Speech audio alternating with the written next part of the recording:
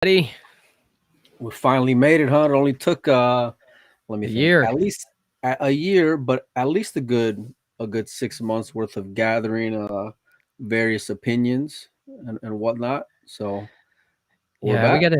we gotta do this more frequently, man. It was so much fun kind of digging through the data and looking at, all these matches and you had this match and this tournament and trying to line up who's the top dog and who's gonna be number one on this countdown here. So guys, as you're joining, do us a favor and hit up the chat. Let us know that you can hear us okay. We want you to participate. We want to hear your opinions when we throw out that somebody's the 12th ranked one pocket player. No way, you're crazy. Get out of here. We want to hear all that stuff. And, I got to say, last time we did this, we had two fabulous guests. We had Oscar Dominguez and Mike Davis. They had tons of knowledge and really contributed. And Mike, you went out and kind of recruited or had an idea to get somebody, and I had an idea to get somebody, and we have two amazing guests tonight here that were part of this. So let me go ahead and bring them in. We have Jeremy Jones and Scott Frost. Hey guys, how's it going? How y'all doing? Good here. How's things? Awesome. When I think of One Pocket, you guys are some of the first names that come to mind, that's for sure. So we really appreciate you guys doing this. Yeah, absolutely. Love to hear what Excited. everyone has to say. Yeah. So We had to give it some credibility because we couldn't just have us two donkeys over here, talking about one pocket. So we needed some guys with some experience, some titles, and you guys are very much not just a part of history, but more importantly relevant in today's one pocket. Yeah. Yeah. Well, thank you, Mike, and thank you, Joey, for having me on here. And should be a lot of fun talking about the current top one pocket dogs, and I'm sure along the way I hope anyways we talk about some of the players that kind of got those guys there. So yeah, it should be a lot of fun. Yeah, and just so everybody knows kind of the methodology, we always look at it as like a group is better than any one person. And so what we did is we each made our list of the top 20 players, and then we went and averaged that out, right? So if, two people had somebody in fourth and two people had that person in fifth, they scored a 4.5. Then I ranked them by that, and then we came up with our top 20. So what do you say, guys? You want to kick this off and get going? Absolutely. Okay, well, let's start. Let's see what we got here for the number 20 ranked player. And by the way, guys, when you did this, Scott, tell me, was this easy to do? Was this easy to rank 20 players? No, it starts, there's so many good players. I know Jeremy will agree. There's so many variables as well, right? When you get into talent and straight shooting and then tournaments, pocket size has to do with a lot of stuff, right? So if you have regular pockets or pro cut pockets, well, then it's really hard to exclude all the straight shooters such as Jason Shaw or anybody that doesn't play one pocket but shoots straight, right? So when you start to get to that later number and it gets difficult. And Jeremy, you sent me your top 20. It looked like on a restaurant. So it looked like you knocked it out in like 4 minutes. What did you find it difficult? Actually, it was one of those little tabs they give you at the hotel room. I was at the International. I was rooming with a really good player, a guy who knows a lot about one pocket and pays attention. So I kind of got some help, so it wasn't too tough.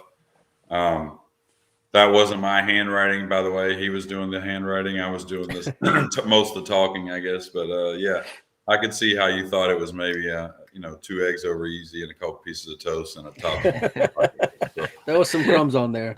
Yeah. All right, well, let's kick it off, guys. I'm really excited to get going here. Number 20, we have Warren Kiyomko. And, I'll just start off by saying that I think this is probably one of the most underrated guys in any game in pool. He's just always there. He's always competing, always a tough out in any tournament. And, I just have a lot of admiration for this guy. Every time I see him play, I'm just impressed with how good he is. And he's got to be getting up in years and just plays amazing. Scott, what are your thoughts? Yeah. For some reason, this guy and I draw each other in every major one pocket tournament. Did I have him at 20? Yeah, I'll check. Hold on. You had him at 16. Wow. Okay. Yeah. I mean, once again, it gets back into this tough stuff, but he's such a grinder. And I don't know, Jeremy will agree or if he's noticed it, but within the last year, probably year and a half, maybe, he's been playing more one pocket tournaments and he's really picked up his game. So I don't necessarily believe that 20 or 16 is the proper position for him, but I guess we'll find out later. He's a great player and a great thinker. Takes his time, executes when he's ready. So he's a great all-around player. How about you, Jeremy? You got any comments on Warren? Yeah, Scott said a lot of it. I mean, he kind of goes with one of those Filipino players that are not as animated, right? So he kind of doesn't get noticed sometimes, like a few other Filipinos through the years that were like that. But I always say when Warren comes on any kind of broadcast that probably the longest prime of any player in history, maybe 30 years of just playing great. He's 51 years old. But yeah, I can tell in just a year and a half's time from when I played him to where I really noticed and played him again, how much he improved. And he may be one of those players like many Filipinos that advance so quickly, you just don't even notice it sometimes. We all know how Roberto's come along because he's had a few more years, but give Warren that many years and we'll see where he's at. Since you brought up Roberto, we're going to get to him, obviously, but where's he from, Jeremy? Where's he live now? He lives in Houston. Well, Molina Mike dug up a little surprise here for you, so I just wanted to show that we found here from the Houston Hustlers. I just thought it was kind of cool that Mike found that, and I was waiting for the first time anyone mentioned anything about Houston, so I just had to throw that in there. Houston, that's popping up from here on out. I wish the beards were in back then, to be honest with you, but they weren't. But so that was a lot of fun. Days. Bonus ball. Scott remembers bonus ball. That was a lot of fun. Yeah, those were fun days. Yeah, I actually lived in Vegas for a year during that. And I really enjoyed it. Yeah. Scott, what team were you on? I was the captain of the Phoenix Fire. We led all season.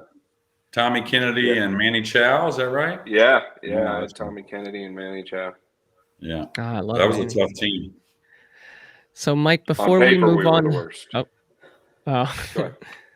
Yeah, Mike, before we move on from Warren, do you have any comments on Warren? Yeah, for sure. Warren's one of these guys that, these two gentlemen said it first, but he just always seems to be there. And Warren, for my money, in a lot of ways, reminds me a lot of your style, Jeremy, in that he doesn't mind making a game long and not rushing the shot. He wants to. He's going to play the right shot more often than not. And even if that game's going to go and take, 2.5 hours, he's got all the time in the world. And you're going to have to really earn not just the 8. You're going to have to earn one ball from Warren, a lot like yourself. Right. And I probably, you say Alex a genius and all these different guys, Filipinos, but maybe if you had to model a demeanor to be a great one pocket player and great, Q sports player, whatever game it is, that demeanor that Warren has is that mindset, just pretty calm all the time, pretty on point for one pocket. No doubt. Awesome.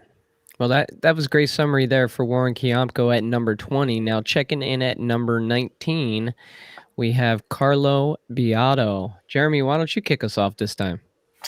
That was a name that kind of got fooled around with. It wasn't something that I wrote down on my list, and to be honest with you, not even one of some of my mentions. Only got a short spell to play with Carlo, or not with him, but watch him play a little one pocket.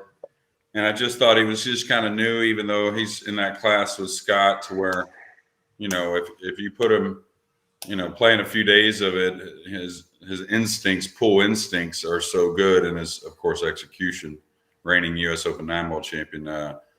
It'd be hard to say that, there's definitely 19 or 18 or 20 people that could beat him for sure. There are no for sures when it comes to that kind of class. So I didn't have him in that high, but I couldn't argue the point.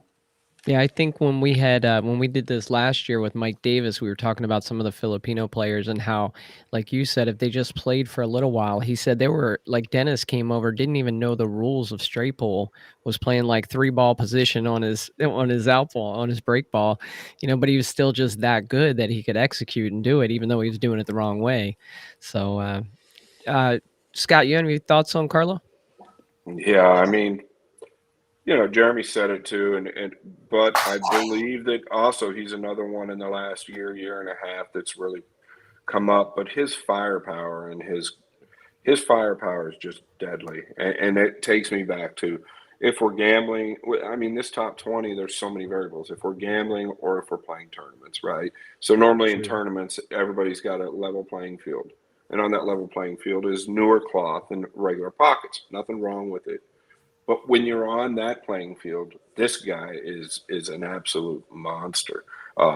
He beat me in like I don't know record time. It was like 8 minutes or something. But I really didn't see anything or have much. He banked the ball into the stack, ran out. Banked the ball straight back, ran out. I mean, it was just insane. But then following up from that, I mean, that could be a fluke set, right? That happens all the time.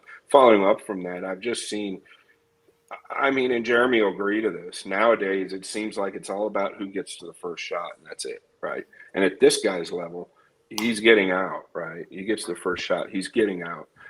So he's intimidating for me, not just because he beat me a set in a tournament, but he's just an intimidating player. He's got a lot of power, and he's also got that demeanor that he's just got no fear, right? So very dangerous player. I do think Kiyomko's probably above him as far as the ability and knowing the game, without a doubt. So, How about you, Molina? Yeah, I think he's one of these guys, and Scott said it. It's depending on the conditions, right? Depending if you're playing on 4.5, you have a guy like Carlo. I mean, hell, you could have a kid like Federer, where he just banks the ball so good and can run balls so easily on 4.5-inch pockets. If he gets to the shot first, these guys can go on run 8, or they're going to go and pepper you absolutely. with the 4, and their cue ball is so sick that they're just going to go and tie you up and just maintain control and just not blink first. As far as accomplishments, I don't know what all Carlos won. I think he snapped off one pocket event this past year, but yeah, that creativity with that level of execution, when those two things are married together, you're going to have an opportunity to go and give anybody problems, especially in a short race.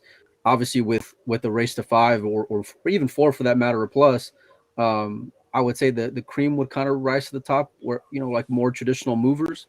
But I mean, race to 3 or whatever. I mean, the guy's a monster. He's a world champion in every sense of that word. Hey, Melina, one thing I want to do real quick before we move on and get down to number 18. You were able to get some sponsors here. You want to say a few words about our sponsors here today? Yeah, for sure. We had a few guys go and hop on, and it really didn't take a whole lot of asking, which we appreciate. But Predator Q's first off for joining us. 3 seconds cases and gloves. My boy Dominic Dunn over at Dunnski's Dungeon donated some gear for us. Chris Wilson over at the League Room with Dynasphere, and then of course 1PKT. Me and Joey may be a little biased along with Scott, but we really enjoy that apparel company and enjoy anyone who goes and loves One Pocket. So we appreciate all you guys.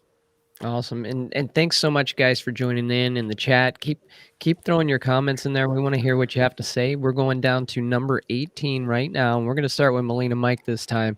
This guy at number 18, it's just a miracle to me what he even does. The fact that he was able to just do a complete reflection from right-handed to left-handed and play the way he's playing. And he's playing great right now. Molina, what do you think of John Mora? Yeah, great's an understatement. It's really just world class. And over the last, I'd say, 12 months or so, John's games just seems to be skyrocketing. The stock is just continuing to rise. I know he's lived out in Vegas, and his knowledge of One Pocket has just grown tremendously. Uh, it, I, he's kind of like Roberto a lot. How we saw him a few years ago. I think he's kind of on that same kind of trend of just getting better and better. I know, Jeremy, you had a little bit of a run with him not too long ago out in Louisiana, did you? Yeah, I played him a few days after the Buffaloes tournament ended. He gave me a little spot. I ended up winning the set. But yeah, coming from behind too, if I remember right. Yeah, just kind of played kind of to my traditional not so good. That's been what happens a lot lately at the beginning, and then somehow woke up and played pretty well the last half of the match. But yeah, John's a guy that one thing about him is he keeps his being fearless, right? Which is one thing that kind of can hurt us after we learn the game a little bit. And one thing that keeps him in a winning position, even over the guys that are going to be ahead of him on this list, as he gets better, he keeps that fearless mentality. So, if you go away from that fearless when you're not quite as good at moving as the other guys, well, you're going to be behind a little bit. And John realizes, he's a smart enough guy, plus he executes so well. He realizes that he's still got to keep that, hey, I might shoot at something that you don't think I would in there as well. So he's definitely going to be a guy here in the next few years that's going to be in the top 10, in my opinion. So Scott, Molina mentioned that, he's been living in Vegas, playing in those pits at their Griffs with, the kind of money and the kind of pressure. You've been there. You practically wrote that book. So tell us, do you think that's had an impact on his improvement playing out there in Vegas? Yeah, of course, there's no better lesson. There's no better way to learn than hands-on, right? Throwing yourself into the fire pit, getting in the grease, and just making it happen. And John, out of all people, and I will add to this, I didn't think he had any business giving Jeremy any type of spot. That being said, though, I felt like it was, it was not too far off, but he didn't have any business giving him a spot. But that leads to my point of John's fearless, right? And that's what makes him dangerous, right? He's not afraid to make a tough game, along with Oscar Dominguez. And I'm meaning that in the good sense of the word, right? Like a lot of these guys, it takes forever to make a game with, and I'm probably one of them at 46 years old. I was younger, I did it and didn't really care. But John is this type of guy, right? And with what he's done, switching hands, this, that, the other, just absolutely amazing. But before he did that, I used to stake him and play him when he was playing 9-ball. I used to stake him at the U.S. Open and used to bet on him and did a lot of things with him. And I always told him, I said, man, your style, your pace around the table, and the way you think about everything, one pocket suits your style. It just does.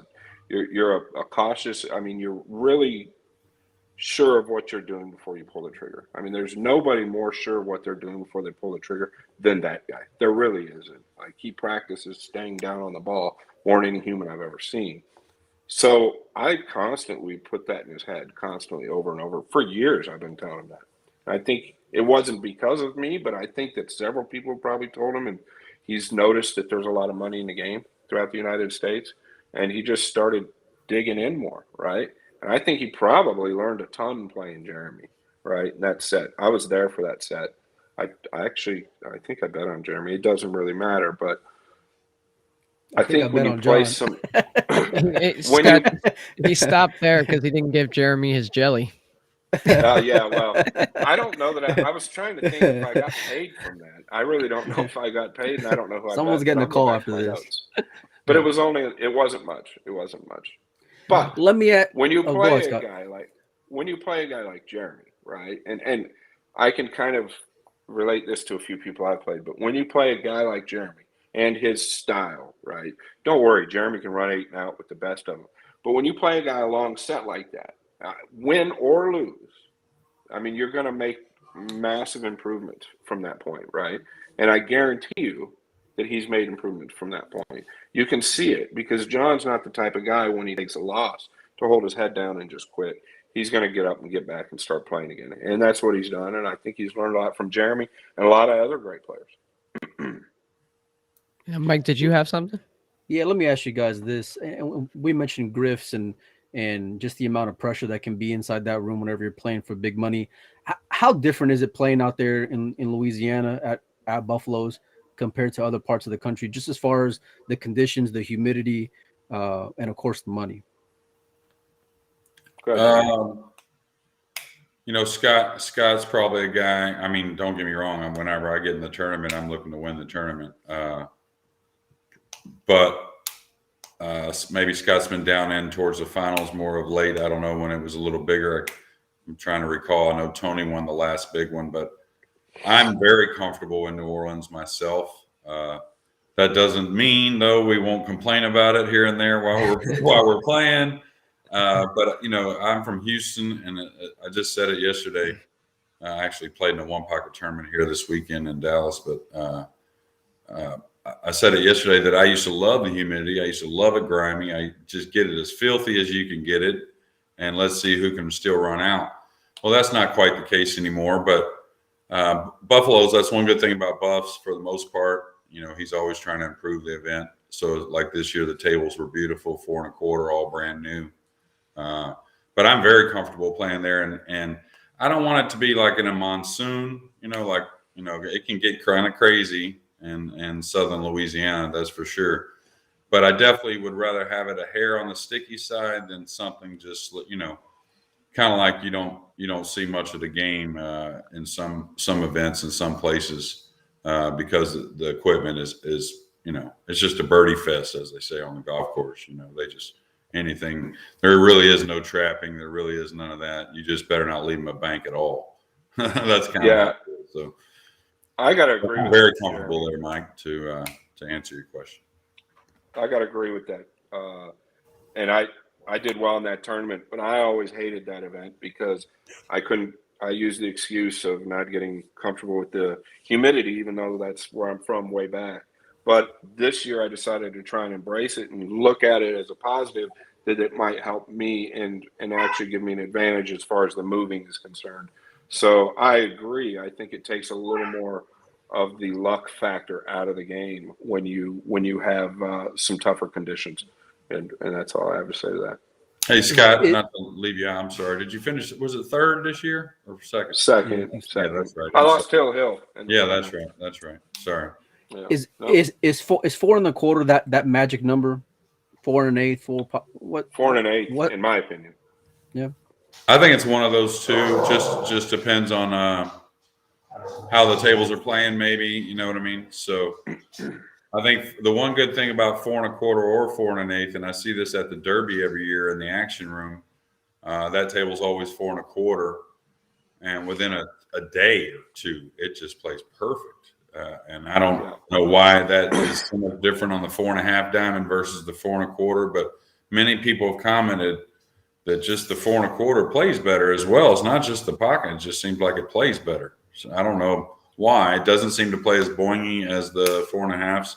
Sure seems like there shouldn't be any difference, but sure seems and like you can and you can dig balls out. You can do a lot more. Yeah, that stuff for sure. Yeah, and I guess 4 1/8 out west or where it's dry, 4 1/8 where it's dry probably plays more like 4 1/4 in the Midwest or back down south where it's humid, right? Yeah, you're so probably right, yeah. So 4 1/4 is by far 100 times better than 4 1/2. When you're playing one pocket on 4 1/2, I'm pretty vocal about it.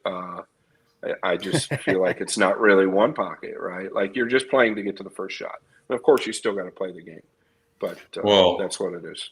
That's also why when we were talking about Carlo, we finished with him, but I figured we'd get another player along those same lines. Right. That if you really look at the tournaments, besides the down in the semis and the finals, okay, but if you look at all the big one pocket tournaments and you just watch match to match, the guys who take advantage of that open inning because we all sell out. I mean, we all have to give up a shot. I mean, it's just how it is, right?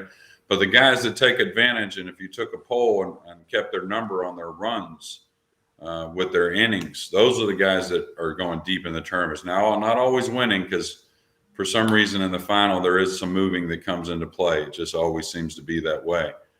So you got a guy like Alex or Scott or Tony that can do both, run out and move great, that usually win the events, Justin Hall and stuff like that.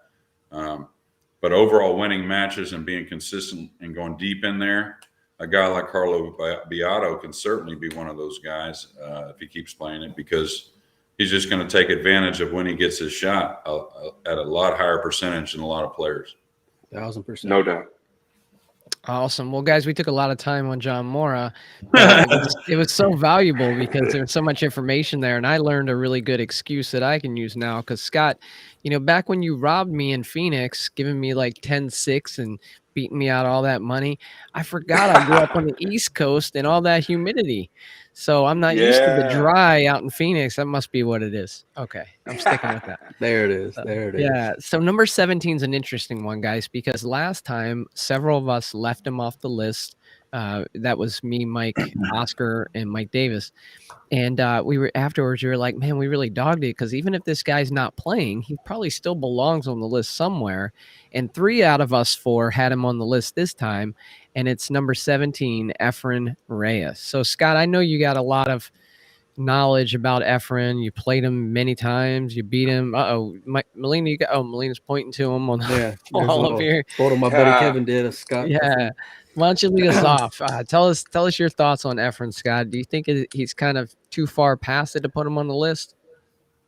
No, I don't know, man. I mean, it's honest a little here, different. Scott. No. Yeah. No, I don't. But I can't. You couldn't get the bias out of me. If we were 150 years old, for me, I mean, I don't know. He did things that nobody will ever do. He did things that were so unique to a style that he had of his own that other people probably can't see, pick up, or do. I mean, so how he is or where he is right now, I'd be lying if I told you I know that answer for sure, because I really don't. But around the stack, he's still got to be probably one of the most dangerous on the planet around the stack. Of course, you leave him on that back rail. He's had shoulder problems and eye problems and things like that. But, man, this guy, and he was playing unbelievable one pilot long before I came along. But I did get to see, like, his prime. I got to see a lot of his prime, and it was amazing. So do I think he's in the top 20? Absolutely I do. Scott, I've seen you in matches before occasionally get a little heated with your opponent. Did that ever happen with Efren? You guys ever have an argument or anything? No, but we had a couple times where a couple situations where, but yeah, I'm not going there. Yeah, but I had him down pretty good two different times. So he might have done something, he might not have. I don't know. Oh, but I respect him. He's the best ever. Jeremy, what do you got for Efren? Oh, well, I mean, I got him in my top 20, a little higher than 17. Just feel like if he hit some balls, he definitely would be there. Efren's he's so charismatic in so many ways that he's not playing that much because he's enjoying something else, right? He's a guy that loves many things. So, but yeah, if he's playing, definitely a guy that's in the top 20. I used to play him a lot when I was younger, and we'd be around the pro tournaments. I'd play him, even 50 or 100 a game. Played him a lot. We played a few sets for a little bit more money. He's a guy that didn't like to lose, even though you might not know it sometimes. So, I mean, he won't be very vocal, even though he understands and speaks English fine. He just didn't want to always be hassled by everyone, I think. And he doesn't want to be hassled by his opponent, but you definitely know he's there to play. It's not just because of his game, just his presence. He's very much a fighter, and like Scott said, the greatest of all time. Molina, Mike. Yeah, I mean, he's the best ever. He's the legend. He's the GOAT. He's all those things. But Father Time is undefeated. I know whenever I saw Efren a few years back at Derby, he just didn't seem to be hitting him out, all that great. Whether it's time off or the age or the eyesight. But I don't think there's many people that have done as much for the game, or at least he's in that conversation for sure as far as what he's done for one pocket and all Q sport. So all the respect in the world goes to Efren. And I think I was part of the donkey who left him off the list too. But I was more ranking like today. So in today it'd be tough to go and put him there though for me. Well, it's fair. I think I'm 50, and if I don't hit balls, whew, it's pretty bad. It's not good anyways. And Yeah. after now about 60, Same here.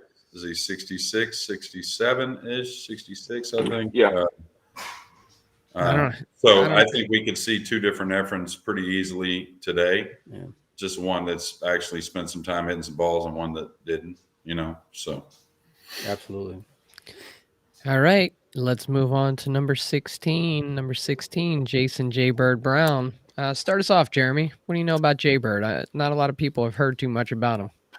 I had Jaybird a little. I had him at 16, didn't I? Yeah, I had him at 16 actually. Jaybird's really good 9-ball player now. His one pocket's even better. So who knows how good Jaybird really plays to be down. So very calculating guy. Is he the one guy that is he the one guy that would be very unhappy that he's on this list? Probably. No, I mean, maybe back in the day, yeah. But I think right now Jaybird be smiling pretty well right over in Myrtle Beach, South Carolina, to be honest with you. And I could have easily had him higher if he played a little more often, to be also honest with you.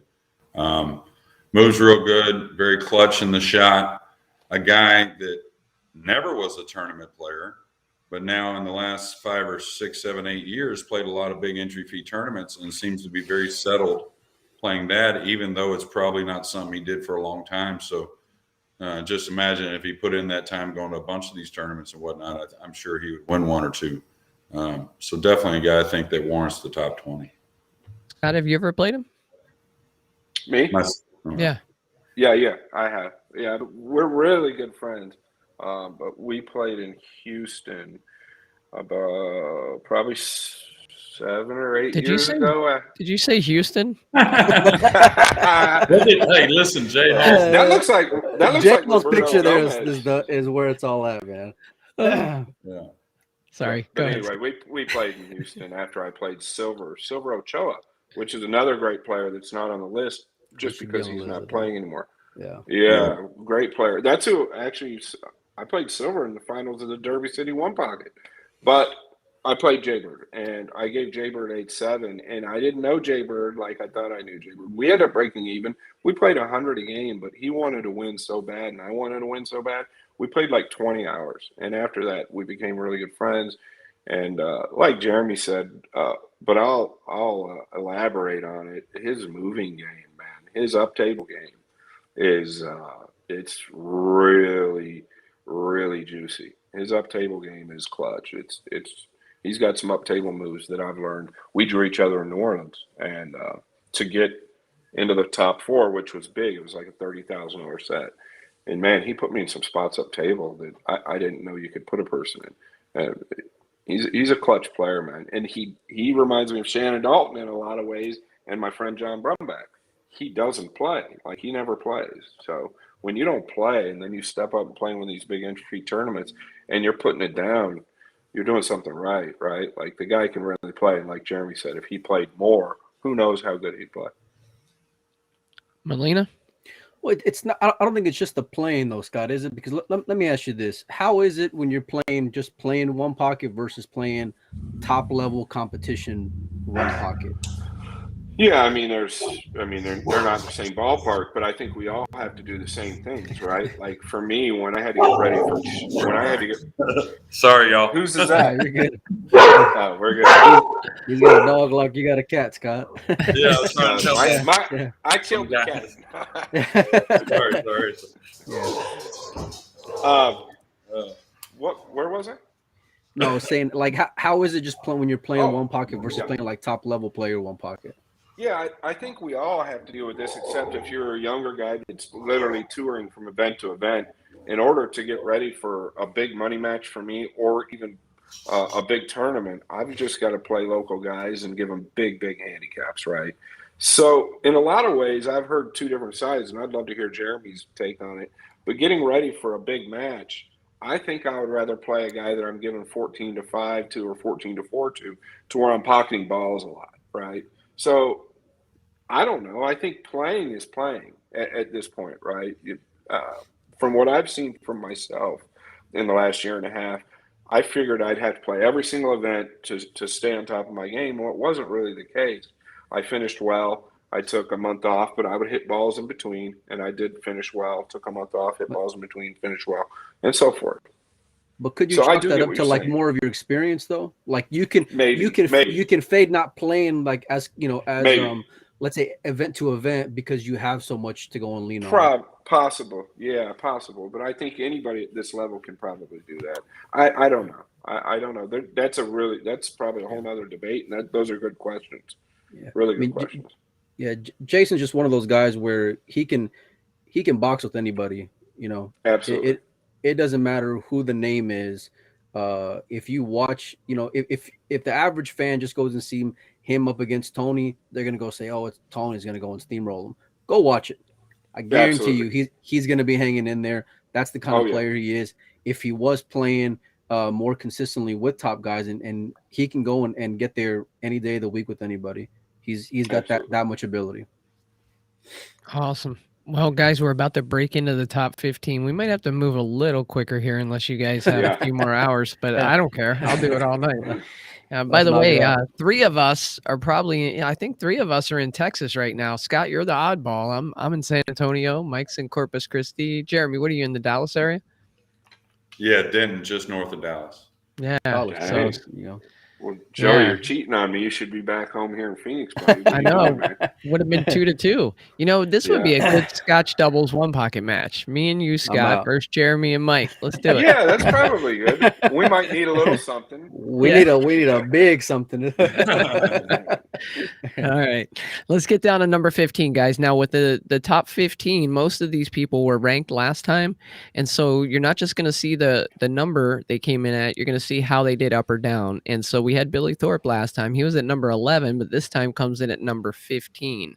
Molina, since he was on there last time and he's kind of dipped down a little bit, I think this is more of a product of us just forgetting about some people last time, or kind of just realigning with some things we learned over the last year in terms of who the top one pocket players are. And plus, Billy had that really strong finish at Derby City. But then after that, there's been other players who've won other events. What are your thoughts on this? Yeah, I mean, I don't know, man. Short race, anything can go and happen. And I think it's one of those where conditions go and factor in. Billy's got one of those gunslinger mentalities, and I think that's why he's so exciting to go and watch from a fan's perspective. He's one of the best bankers in the world. But maybe that can kind of be, to his fault at times, or maybe he can be too aggressive and maybe sell out when he should go and move a little bit. Jeremy, I think you would have more insight than any one of us because you've seen more of him over the last, let's say, 5 years. How would you go and peg his one pocket game? Well, he'd be one of the candidates that you would definitely use as a example for what Scott opened the show with, talking about different pockets and different sizes on the pockets and different conditions with the cloth. To Billy's attributes as far as banking, and he can run balls. He's got a hell of an instinct for all kinds of little kiss shots and different things. But also, I think Billy is smart enough to recognize, and he's good in a big moment. So I think the Derby, for sure, with the slicker felt, the pocket's a little more forgiving, especially right there on the TV table. He knows that, hey, let me get to there, because a lot of guys don't like that slick big pocket table because it isn't what you would call a one pocket table. And he takes advantage of it. And I wouldn't be surprised, even though, he's a little down on the list, that you see him win the Derby again or some similar conditions. Now, the problem is Billy isn't a guy that plays a lot of one pocket outside the tournament he plays in. He plays some in there, and he has had spells where he's played it a lot more. But of late, not so much. He's played a lot more rotation, and so he'll take the same shots into a tougher table, the same class of shots or string of shots, or how he looks at a position into the same tougher table. And that's where that'll cost you, like you were saying, Mike, that his banking ability will get the best of him when the equipment gets a little tougher, maybe. What do you got, Scott? Man, all around great tournament player, but he has won the Derby one pocket, hasn't he, Jeremy? Twice, I think. Reigning Yeah. champion, reigning Derby I champion. thought he made the finals and then won it. Okay. I thought he won it twice, right? He's won. Yeah, he won it when he I was believe 18. so. Yeah, I believe that. Yeah. Okay. Yeah. So, I mean, that goes to tell you, I think his style for the Derby is like suited perfectly, right? Good conditions for the pockets, like I opened up saying. So I think his style is suited for it. I will say, I think I bet like $5,000 on him last year. It can't be much more than a year ago when he played Efren, and Efren beat him playing one pocket. And that was in I thought, Monroe, I think, right? A couple years ago. yeah, It was a couple of years ago, I think, right before was COVID, wasn't was it? it a couple? Right. Years? Yeah. It was like the November before COVID, I think, something like that. Okay, I'm bad with time. But, Well, that's but what it I didn't say, seem time like it was flies, too so. long ago. Like maybe 2 years ago, okay? But I felt like Billy was like, but Billy was starstruck too, and he was messaging me during the match, and he's like, "But man, it's Efren," and I'm like, "Well, Jesus, why are you playing the guy if you're thinking he's like unbeatable?" And so I don't know. You can go back and forth there, but I think Billy shines on tournament tables. Really, I think he really shines. He's got a ton of heart and knows the game. Absolutely. Yeah, and I think he also plays it better. I mean, obvious statement about most of the greats. They're going to play better as they go, but you see it considerably with him. He starts at Kinster, and he'll tell you himself, man, I'll start out like a numbskull playing the game a little bit because he's not, right. Me and Scott for a long time, man, all we thought about was one pocket. It didn't matter if we was in the pool room or it didn't matter where we were at. It was just a lot of one. That's how involved we were with it. And Billy's not, I don't think he's ever really been in that state yet.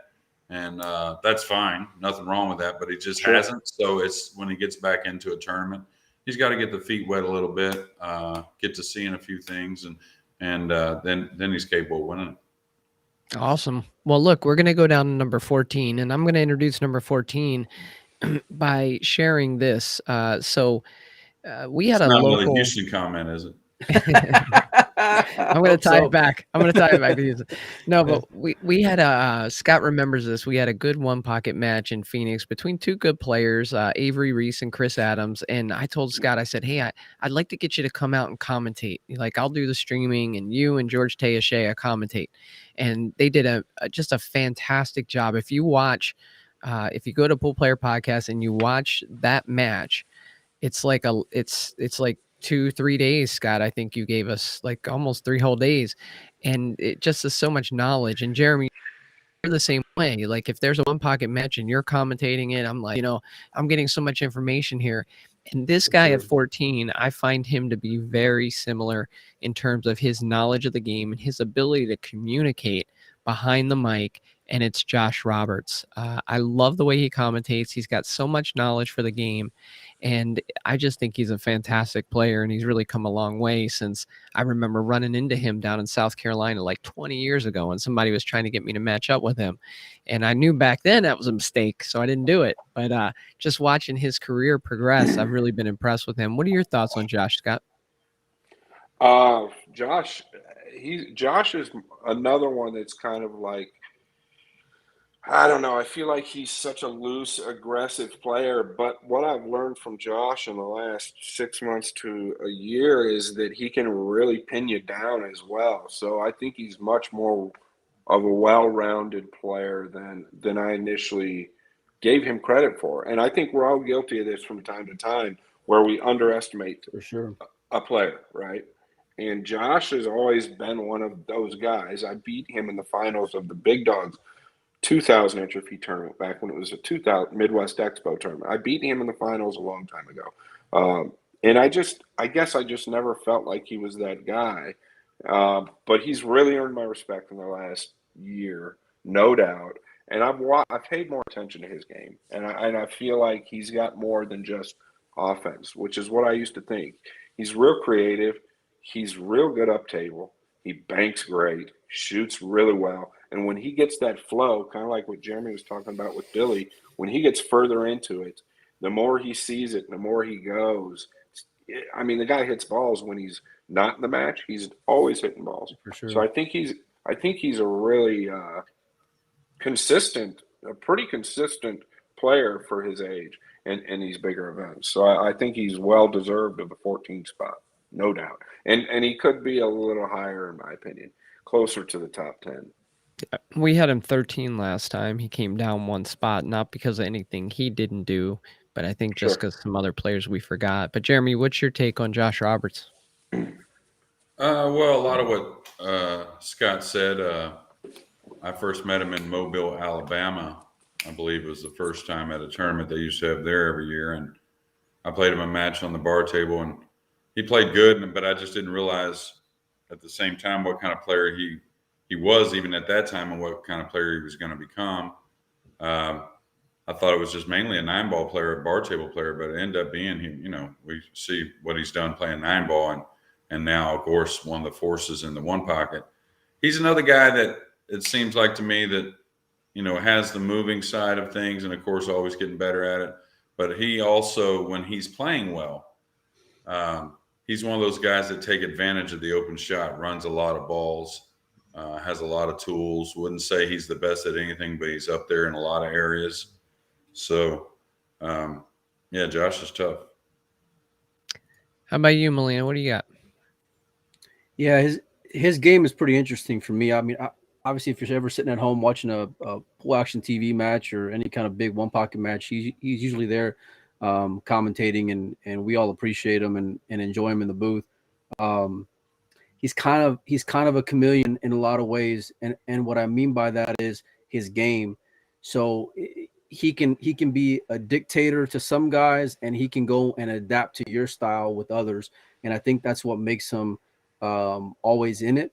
Even if it's like a 7-2 or 7-1 kind of ball count where he's kind of buried, he's just gonna go and just get one here, get two there, and he's not gonna ever feel rushed or like he's trying to go and hit a home run with one particular shot. But I saw him at the Texas Open, and I know it was on I think it was 4.5, but yeah, his ability to just really go and adapt to what you want to go and do and just make you uncomfortable. I think that's what he wants to do.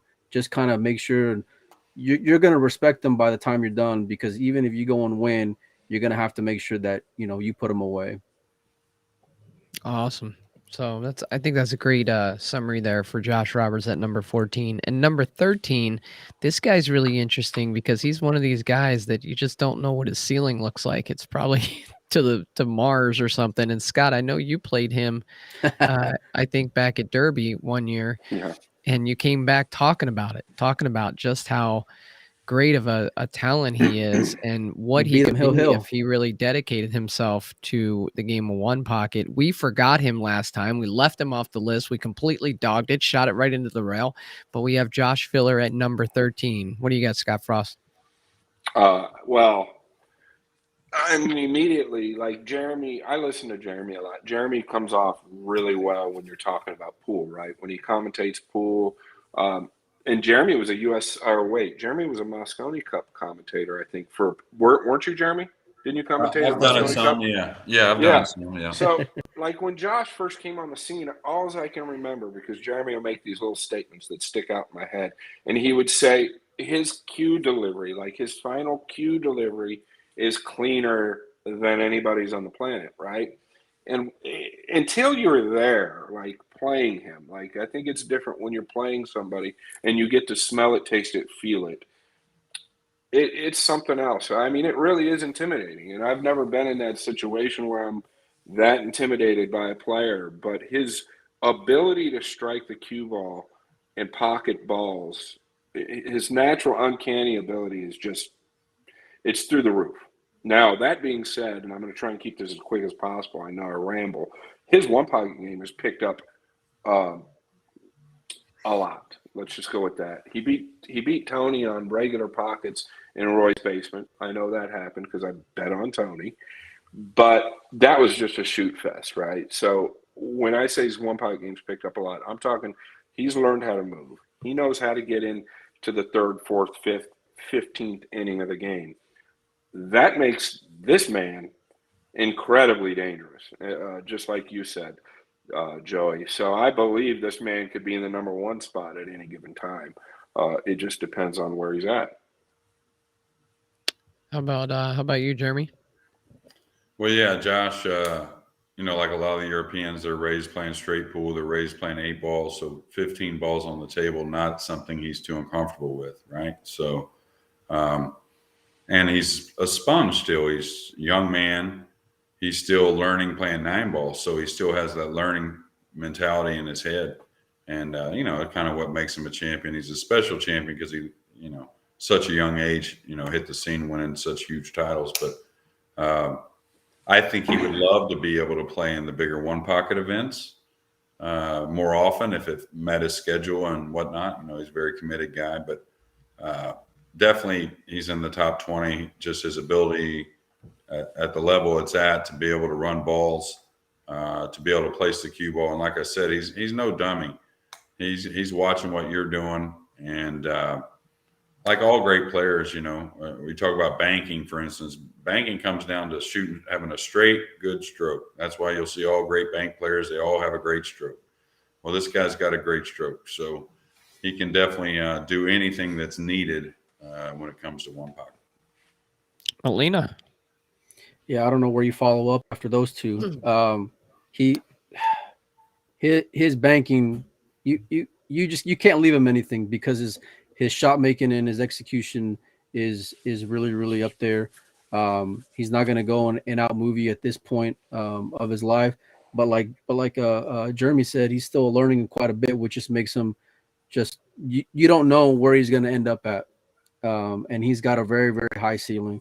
I know you mentioned Tony, but I bet you Tony would want to go and play him again, and maybe squeeze him a little more. Because it seemed like Tony was just trying to go and outshoot one of the straightest shooters on the planet, which was a bad idea at times. But yeah, Josh is just a monster. I don't know where he'll end up, but I think right now 13 is a pretty good spot for him. Awesome. Well, number 12, I think has really broken on the scene in the last maybe 3 or 4 years, and just a heck of a player, real steady, smooth delivery. He actually came through Jacksonville, Florida when I lived there, and stayed there for about 6 to 12 months, somewhere in that range, and was playing people. And I was like, wow, this kid's pretty good. And then I lost track of him for about 2 or 3 years. And all of a sudden I see him start winning one pocket events and competing with, the best one pocket players around. And I'm like, wow, he was a lot better than I thought he was. But it's Evan Lunda. So Jeremy, you want to kick us off here? Yeah, super talented guy. Started playing one pocket at a very young age in Detroit area. So very comfortable with the game. Really a great 9-ball player if he had maybe stayed away from one pocket a little more. Now he's starting to get back into the rotation, playing the big tournaments again, which I think will suit his one pocket very well, actually. Really, not taking anything away from Evan at all, but there's some guys that you'll see in this, and we go on in the list that maybe spend a little more time training a little bit, maybe, even though Evan hits a lot of balls, but we've all been around him, kind of like he likes one pocket, right? So he'll be shooting shots and stuff, trying to get this shot down and whatnot and stuff, where maybe putting in a little just training period overall for pool probably maybe puts him in the top 8, I think, or 7, maybe even, if he's knows he's executing how he's supposed to and thinking correctly, because he really knows the game very, very well at a young age. And he's got a lot of firepower, and he's got a lot of unique shots and kind of strokes that a lot of other guys don't have, that where he can kind of spin the ball and know things are going to happen and pull the trigger doing it, where a lot of people won't. Scott, I saw him in Phoenix Friday night, so he's in town. Maybe he's looking for you. I don't know. No, that's what I heard. I mean, Yeah. I heard he's in town. I think he's playing poker, but maybe he's looking for me. I don't blame him. I'd be looking. I'd be looking for me too. No, but I didn't get the phone call. Ringing. Yeah, I didn't get the call. But he's probably. I don't blame him though. I'm in fishing stroke right now, so. Yeah, that's funny. Anyway. No, great player, man. Really slippery player, and the way I describe him, like kind of like an Ike Reynolds on steroids, right? Like really creative, knows these backdoor shots that a lot of players don't shoot. Like Jeremy was saying, I don't think there's any reason he couldn't be in the top 7 or 8 if he feels like his game's on. I've seen him and heard him go back and forth with Chohan a lot about trying to play each other. And I think they kind of got the same guys in their corner, but Evan's not afraid, right? He wants to play these guys. Guys like me are definitely the best players, So I put him actually a little higher up than, or a little lower or higher, more towards 1 than number 12 probably if he's playing. But right now it seems like he's mixing up a lot of poker and pool. I tried that once and it didn't work, right? I Didn't can't work play for either. poker. No. Yeah, I'm not going to be looking at poker cards all day long and then go try and play pool. I was a little bit on tilt. So give us the line on Evan versus Tony. What's Evan going to need in that match? No, I'm not. I know Jeremy will say the same thing. Like Evan could beat Tony, right? Like if the conditions are right, and I mean with the line, I think Evan would need 9 to 8 probably at least. But you understand what I'm saying? What I'm saying is there's a younger guy coming up trying to beat a guy, Sure. and Tony spent a lot of time in the D in Detroit, right? So I think there's a little bit of a little thing there, right? So I'd love to see that one. Yeah. How about you, Molina? You got something here? No, I don't got too much to add. Evan's game for my money is just really tough to go and peg. It can be very high and low. It can be times where he can run, 7 and 8 from anywhere, and then times when he's like on 3 or 4 when he should get 7 or 8, and then something goofy kind of happens. I know that he can bank the balls really, really well. He moves pretty good, but it's too much up and down for me. But 12 is really good, and I know a lot of guys really respect him. And I think he's right where he needs to be at right now. But I mean, like anyone else, I mean, if he goes and plays more and gets in some tough action, he can certainly move up. Awesome. So we're going to go on to number 11. But while we do, guys, we're checking out all the chats in here. So we are seeing that. Just trying to get through all these players. Do us a favor, though. Give us your top 10. Love to hear your feedback. Who you think should be number 1 through 10. Just type it in there. 1, 2, 3, 4, 5, 6, 7, 8, 9, 10. We're getting there. Yeah, we're getting there. And checking in at number 11, we have Corey Duell. Hey, Molina, I haven't let you start yet. Why don't you start us off? Yeah, I'm probably the only guy in the room. When we first did our initial one like a year ago, I had Corey really up there. I had Corey like in my top 5, man. And I think he's got that kind of ceiling, but it seems like after, and I know we've seen him against I know he played Justin Hall recently, and I want to say he played someone else. I can't remember off the top of my head, but he didn't look like the pre-COVID Corey playing one pocket for my money. And a lot of players have, their games kind of been different than what we saw before the pandemic. Just a super creative guy. Obviously, I think he's won Derby City as well. But I think he can play on a lot of different conditions. Yeah, I really love his game. I think kind of like Tony, where he's just a lot of fun to go and watch. And when he execute like that level of genius, it's fantastic. But when the execution's not there, it'll go and bite you in the ass. So, yeah. So Scott, you were there was some talk about you maybe playing Corey. We played a bunch. I mean, when I don't know when you talking. I thought I heard something. What you talking about, Willis? No, I don't know. I thought I heard something we haven't recent talked before about you played Chip. I thought there, or maybe it was Chip was gonna play Corey and then play you or something. maybe Okay, not. Yeah, I got don't it. think I gave Yeah, I Corey think that's 9 to right. 8. Yeah, I gave Corey 9 to 8 in Florida, where he was living at the time, and beat him 2 sets, but that was it. What's your take on his game? But really, what Mike said, I've experienced all these guys, right? This guy, out of the stack, finding caroms and things like that, there's just nobody more creative on the planet. He's got a pool IQ as strong as anybody's on the planet, but when it's not working, it just doesn't look good, right? Like it looks like you're probably going to lose your backer pretty quickly.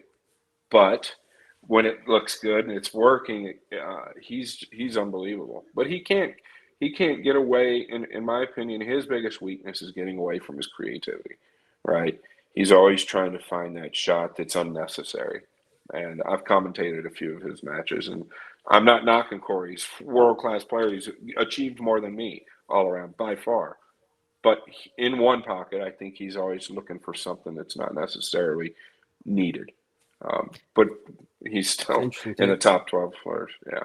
Yeah, somebody just mentioned they're asking you, Scott, if you remember when he played or when Corey was playing in Kalamazoo and he was breaking like 8-ball. I saw an AccuStats video of him playing Shannon Dalton and breaking, calling the pocket, breaking from the second ball super hard. And it was like, I think Cardona might have been commentating. He was just like beside himself, like, what's going on here? Well, yeah, he wasn't selling it out, But he thought he could make a ball hitting him hard, right? Maybe he did it in practice 10 out of 100 times, right? So now all of a sudden he thinks he can play that ball. And he's done this in 8-ball by playing the corner ball up in the top corner, which is crazy on the bar table, if any of you ever saw that match.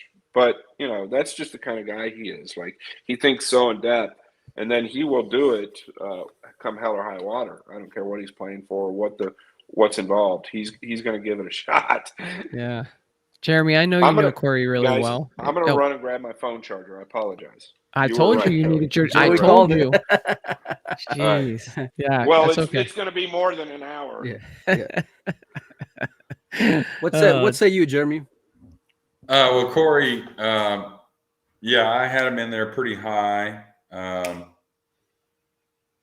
mean, you can't ignore his results. I don't know if I thought about it quite like you, Mike, but I think you nailed it right on the head. And I'm not sure it really has anything to do with it, one or the other. But since pandemic, at some of the one pocket events, he doesn't seem as quite as wanting to put in a little longer matches maybe or something. Before Corey would play in a style to where he just gave you looks at stuff that you just didn't see very often because he wasn't putting the string of moves down like a lot of players. And like Scott said, kiss shots, dead balls out of the stack. I don't know of anyone that I've ever had to play that I felt more uncomfortable with the stack than anyone, and I could read the stack to see if he had a dead one. He certainly made me wrong in that regard many times, but also just rubbing the stack. Sometimes you got to rub the stack a little with the cue ball to go somewhere. And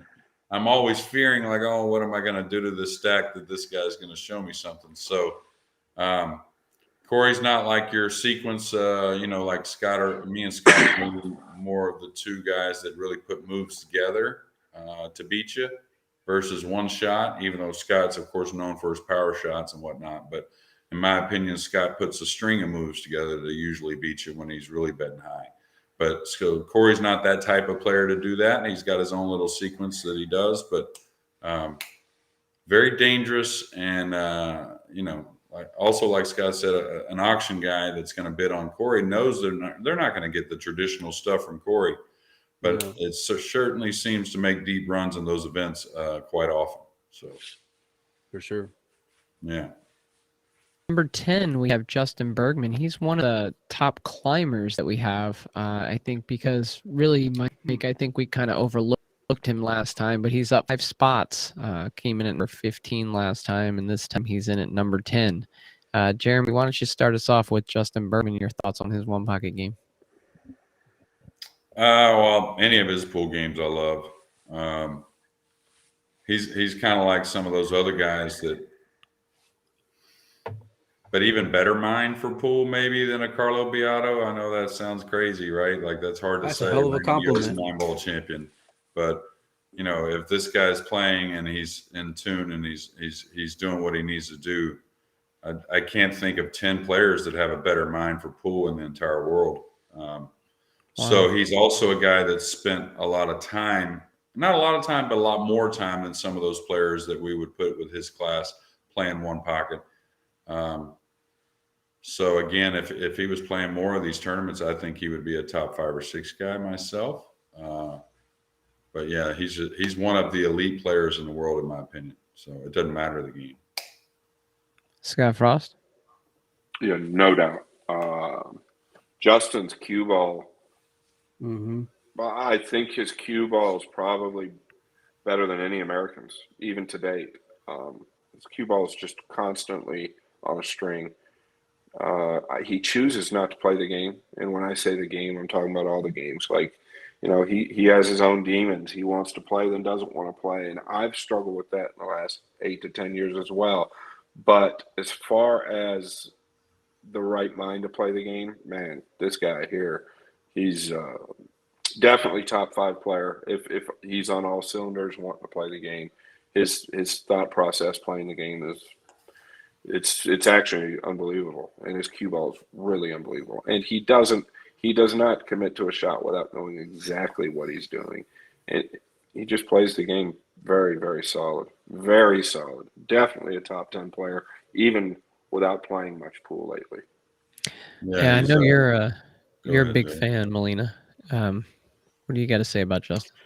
No, I can't add a whole lot. I haven't seen a whole lot of Bergman's game, but what I have seen, it's exactly what these two gentlemen just said. His cue ball is just unbelievable, and he's going to be very deliberate whenever he decides to what it is that he wants to do. And it doesn't matter the size of the table for Justin Bergman, because he can get there no matter what kind of table. And yeah, and we all know in one pocket the cue ball is the most important thing. So I don't got a whole lot to add. Jeremy, what were you going to say? Well, I think it was just what I think of Justin, and no offense to John Schmidt, and certainly no offense to the great Willie Mosconi, but I think it was the first run that John was trying to beat the record. I think it was his second run of many attempts where he finally beat it. But I went to St. Louis and I played Justin and Danny Smith. I shot between them. We played 10 hours a day. We played a big set, and we played 7 days in a row for 10 hours a day. Wow. And they end up a game winner playing 6 ahead for a pretty good set we played in. I remember that. Obviously 7 days. But anyways, on about day number 5, I said, hey, this Schmidt is trying to break this record. He's been going about a month now trying to break it. I said, I think it'd take you about 2 weeks, Justin, if you just put your mind to it. That's what I told him. So, and I was pretty sincere, to be honest with you, that, he just runs balls. He just, like when you watch him do things, he doesn't even play that game really, and they just get down and run 150, no problem, 200, no problem, so gross. He's just at a very young age, he was a very special guy in pool, and he'd do the same in one pocket. So awesome. Well, guys, we're cracked the top 10 now. We're coming in with number 9, and I believe this guy lives in Houston. Justin Hall. Just look at Justin Hall. Ignore the. I know, man. That's that look, man. He's just shocked. That's crazy. Yeah. But we have number 9, Roberto Gomez. I think last time we kind of all recognized that we were coming off the Texas Open last year. Roberto beat, I think it was Dennis and Alex and Tony in that tournament. So, just the timing of it, we probably had him a little bit overranked. He's dropped down 4 spots now, number 9, but then he's still having some pretty good results in one pocket tournaments. Is he one of the better one pocket tournament players around? What do you think, Jeremy? Yeah, his tournament mindset, he's always doing well in whatever tournament he's in, usually. He just won the International, literally went into Tony's hip pocket and took it right away from him. Along with a few dollars when he did win it. But he's that kind of dangerous player. Plus, he's getting so much better. I could understand being a little fair weather with him last time for y'all. He's Roberto Gomez, and he's playing great, and you can't accidentally get those wins. I think the number right here, without divulging anything ahead of us, we can figure some of them. I think this number right here is very accurate, especially if you want to label it the guy's playing today, as Scott does with the quotes, right? Quote unquote, right, Scott? The guy's playing today. Yeah. I would say Roberto's about number 9 or 10, somewhere in that mix. What do you think, Scott? Yeah, absolutely. He's a student of the game. Roberto's constantly messaged me for advice or opinions on shots. He'll replay a shot that he had in a tournament or a gambling match. And I'm talking 3 or 4 years ago when he was really trying to learn the game. He would talk to me a lot about what I thought I would do in that position or that situation. And I would try to put myself in his shoes because he has more ability than I do. In my opinion, he has more shot making ability and he's got a bigger stroke. So I try to also put myself in his shoes and still figure out what he would do. But all I can tell you is he's worked really hard to get where he's at playing one pocket. And he's one of those guys that, and it's hard to find, that plays a real high level rotation and a real high level one pocket. So I think he deserves to be where he's at. Is he a better money player and tournament player, or is he a better tournament player and money player? I don't know. I think that remains to be seen. I don't think there's enough of both going on personally. So it's right now for me, it's more tournaments from what I'm going to gauge somebody off of because I just don't see enough money matches going on, right? But great player. Well, and he's in a great city. I think that means a whole lot that some of these guys, especially the ones that are trying to improve, Houston being a great city, of course, Phoenix. I want to say H-Town, by the way. Yeah. Harris County. That's what we'll say. There you go. But anyways, you asked for that one, Jeremy. Yeah. So like a guy like Mika, for instance, who's now taking a little interest in one pocket. Now he's not going to make the top 10. I'm sorry, Mika. I think you agree, but he lives in New York, and it's not a big one pocket town. So he's gonna lack a little bit of that extra that Roberto's getting, even though he's not playing world champion, but he's playing a lot of guys down there that know what's going on. So that always helps. Right. Yeah, and Jeremy, you mentioned Mika, but there are a number of other kind of what I would call honorable mentions, people that were kind of right close to making the cut based on, one of us voted for them or, had them near the edge. Sky Woodward, Jeremy Jones, Darren Appleton, Omar Al-Shaheen, Danny Smith kind of has fallen off a little bit, John Schmidt, Oscar Dominguez, all those guys did garner some votes there.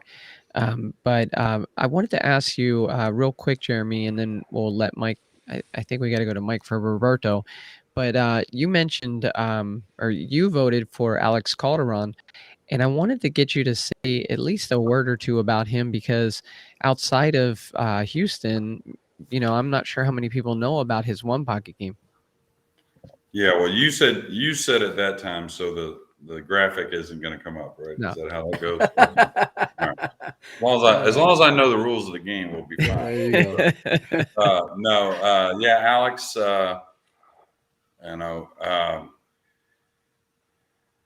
I got to see it firsthand. I didn't really put up a whole lot of fight against him. I will say that, but he played really well, and he keeps doing it. And he's another guy that isn't going to be wasting his time.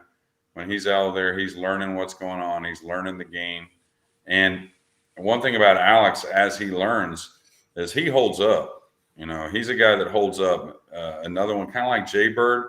I wouldn't say he has all the knowledge of Jay Bird in the game, but just because of the time that Jay Bird spent, the last several decades playing it. But he's a guy that doesn't dog it very often. He's got one heck of a chin. He's just going to be a tough guy to beat. He's a very efficient player. He's an efficient rotation player. So, and he's very confident in the way he wins. It doesn't have to be necessarily the way you win, but he's very confident, or the way most would try to win. But he's very confident in the way he wins, and he's a very patient guy as well. So he's got all the accolades you need to be a great one pocket player. And I really think he's top 15 or 20 in my opinion, anyways. Yeah, I just wanted to get you to comment on that since none of us had him. But then when you put him, I was like, oh, yeah. I know him as Jerry when he lived in Florida. Yeah, Jerry Calderon, Yeah. And then I saw him and it said Alex. And I was like, no, he's Jerry. I know that's Jerry. Yeah. It wasn't long ago he played John. Now, John beat him a set here in Dallas, but it was a pretty big set. They went hill, and Alex was giving him 9-8. So. It's all about. He just cashed in that big event. Where was that big event that Mike Hong just had? Molina Mike? Aiken? Yeah, Aiken, South Carolina. Yeah, he had a chance to win that tournament there. He's a great player. Yeah. And he's stays in great shape. I'm guessing Alex is hovering around 40, early 40s, maybe late 30s. I don't know, but he sure seems like a guy's going to play very well for a long time. So. Yeah, I didn't mean to sidetrack us there, but I just wanted to get those comments on No, Alex. that's great. But Molina, tell There's us many about. of those guys we could talk about like that. Yeah, Joey probably. Gray's another one that if he was playing all the time would, hover around that top 20 as well. So don't want to forget Joey since you were showing the old Hustlers. He was our alternate player. Oh, well. Yeah. Where was he? Where was he when this picture was taken? Was he at the gym? I don't know if he was at the gym or not. Oh gosh, it was obvious that I wasn't. Oh man. So Molina, tell us about Roberto. I met Roberto at the same place I met you at the Texas Open a couple years ago, and I've told this story before, but I'm walking across the parking lot, I'm looking in my phone, not paying attention, and I look up and there's Roberto Gomez, and I was like just a little bit starstruck. I knew who he was. He had no idea who I was, and he's like, "Hey man, how's it going?" And I'm like, this is the nicest guy I've ever seen, and every interaction I've had with him since, it's been the exact same way, it's just a solid guy. What are your thoughts on Roberto, Mike? Yeah, his demeanor really helps him quite a bit in all things life. He's just a very happy guy with a smile on his face, and I think that helps a lot with his game too, because he can kind of just smile it off. And but he's had a lot of success this year, and not just in one pocket, but in rotation after getting, I think, invited to the Matchroom event to start the year in the CLP, and he's been very consistent over the last, let's say, 24 months. I guess you can go and argue he's more of a tournament player. Jeremy said it best. He stole that international from Tony, because Tony had him dead to rights, and Roberto just came with a miraculous out to go and force a final game. And but yeah, he's a guy that, because of his ability to go and run balls, and like all the Filipinos, he knows a lot of moves. He can beat you a lot of different ways, and if he stays patient, he can go and get you exactly where he wants to, and get to that shot first. But yeah, when it comes to money matches, it's Scott said it's a little different. We've seen Chip kind of go and break Roberto's spirit. The couple times that they played each other. I think he played Josh Roberts for some money maybe a couple of years ago too, if I'm not mistaken, and beat Josh. I could be wrong, but he's got a lot of upside, and in short races, it don't matter who it is. He's got a fantastic shot to go and win, and that's even against 4.5. Even with the Dennises and Alexes and Tonys of the world, he's still about even money, or maybe like plus 110 or something to go and get there with anybody. Yeah. Well, guys, we're down to number 8. I'm going to have Scott Frost start us off on number 8. This is his old fishing buddy here. And Scott, you had him ranked higher than anyone, and it's none other than Shane Van Boening. So tell us about your thoughts on his one pocket game. When you say higher, do you mean higher number or lower towards 1? Better. Up towards number towards 1. 1. Yeah. Okay. You caught me off guard there. I didn't know what. Yeah, well, I gotta know higher or lower. Yeah. Lower Yeah. than 1, higher No, than 20. Yeah. You had him Here at you go. 6. You had him at 6. Yeah. And we had him around 8, 9. Yeah. Yeah. Tell us about Shane. Shane, man. I mean, well, Shane has won the Derby City, I think, 2 times in a row, back to back, and I believe he's won the Derby City one pocket 3 times. That being said, I've just played him. I played him in my prime. My prime, I felt like I was unbeatable. That was when I was beating Alex, and I'd given him 9 to 8. We played 33 straight hours. We played 8 ahead, and they said, Billy and Cardona said for the last 12 hours, neither one of us missed a ball, but we played them 4.5-inch pockets. Getting past that, he's so consistent in the tournament atmosphere, right? He's just so consistent in the tournament atmosphere. And there's a shock value to that with his opponents, right? Whether it's me or anybody else playing him, the presence of Shane being there. And just like Jeremy said earlier to Billy Thorpe, and it couldn't be more true with Shane, if this guy's playing one pocket for 2 weeks, like every day, he's in the top 5. There's just no doubt. And just like a big one pocket tournament, if it's neutral conditions for everybody and he gets past his first 2, 3, 4 matches, look for him to be in the finals. Look for him to be in the finals or in the top 3. And that's just the way it is. I mean, he just executes so well. He thinks great. He's got a great mind for the game. Doesn't know all the moves, but you don't need to know all the moves when you're playing at a tournament level. You need to know how to make the ball, and he knows how to make the ball. How about you, Jeremy? Yeah, that last little bit, he's definitely one of the top ones once he gets a shot.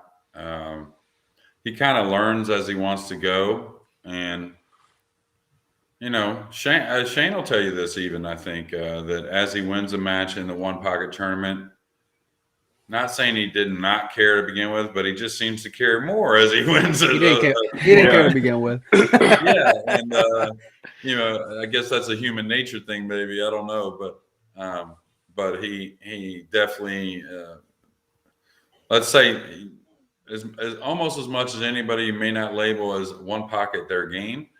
When his shot's over with, the balls come to rest how he wants them to come to rest a lot. And that has a lot to do with winning in one pocket, is being able to predict what your shot's going to look like after you get done shooting it.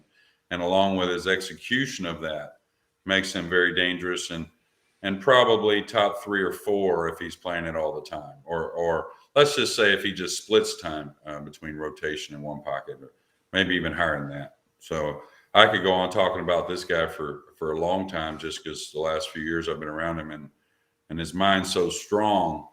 Like I said, once his mind's in it, and as he wins a match or two, he gets really in it. He does a lot of winning.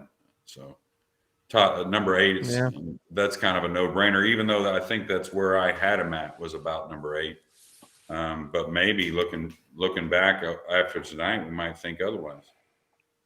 How about you, Molina? Yeah, I think it's more a matter of Shane's going to be in the top 10 wherever the hell Shane wants to be, in the top 10 or the top 20. How engaged he is or how unengaged he is. He's an alien. Yeah, I don't really know what else to go on at besides what you guys went and said, because I think you guys just knocked it out of the park when it comes to what he's able to do.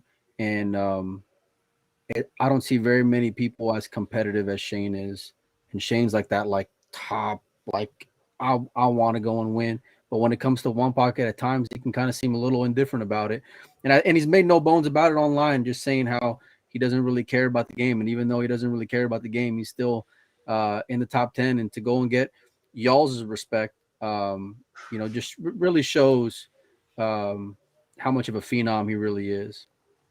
Yeah, and the professional in our game, really. When he goes there, he's not just going to show up and like I said, he does gain more interest as he wins some matches, but he's definitely there trying hard at 100% and learns as he goes, unlike any other probably. So this next pick coming in at number 7,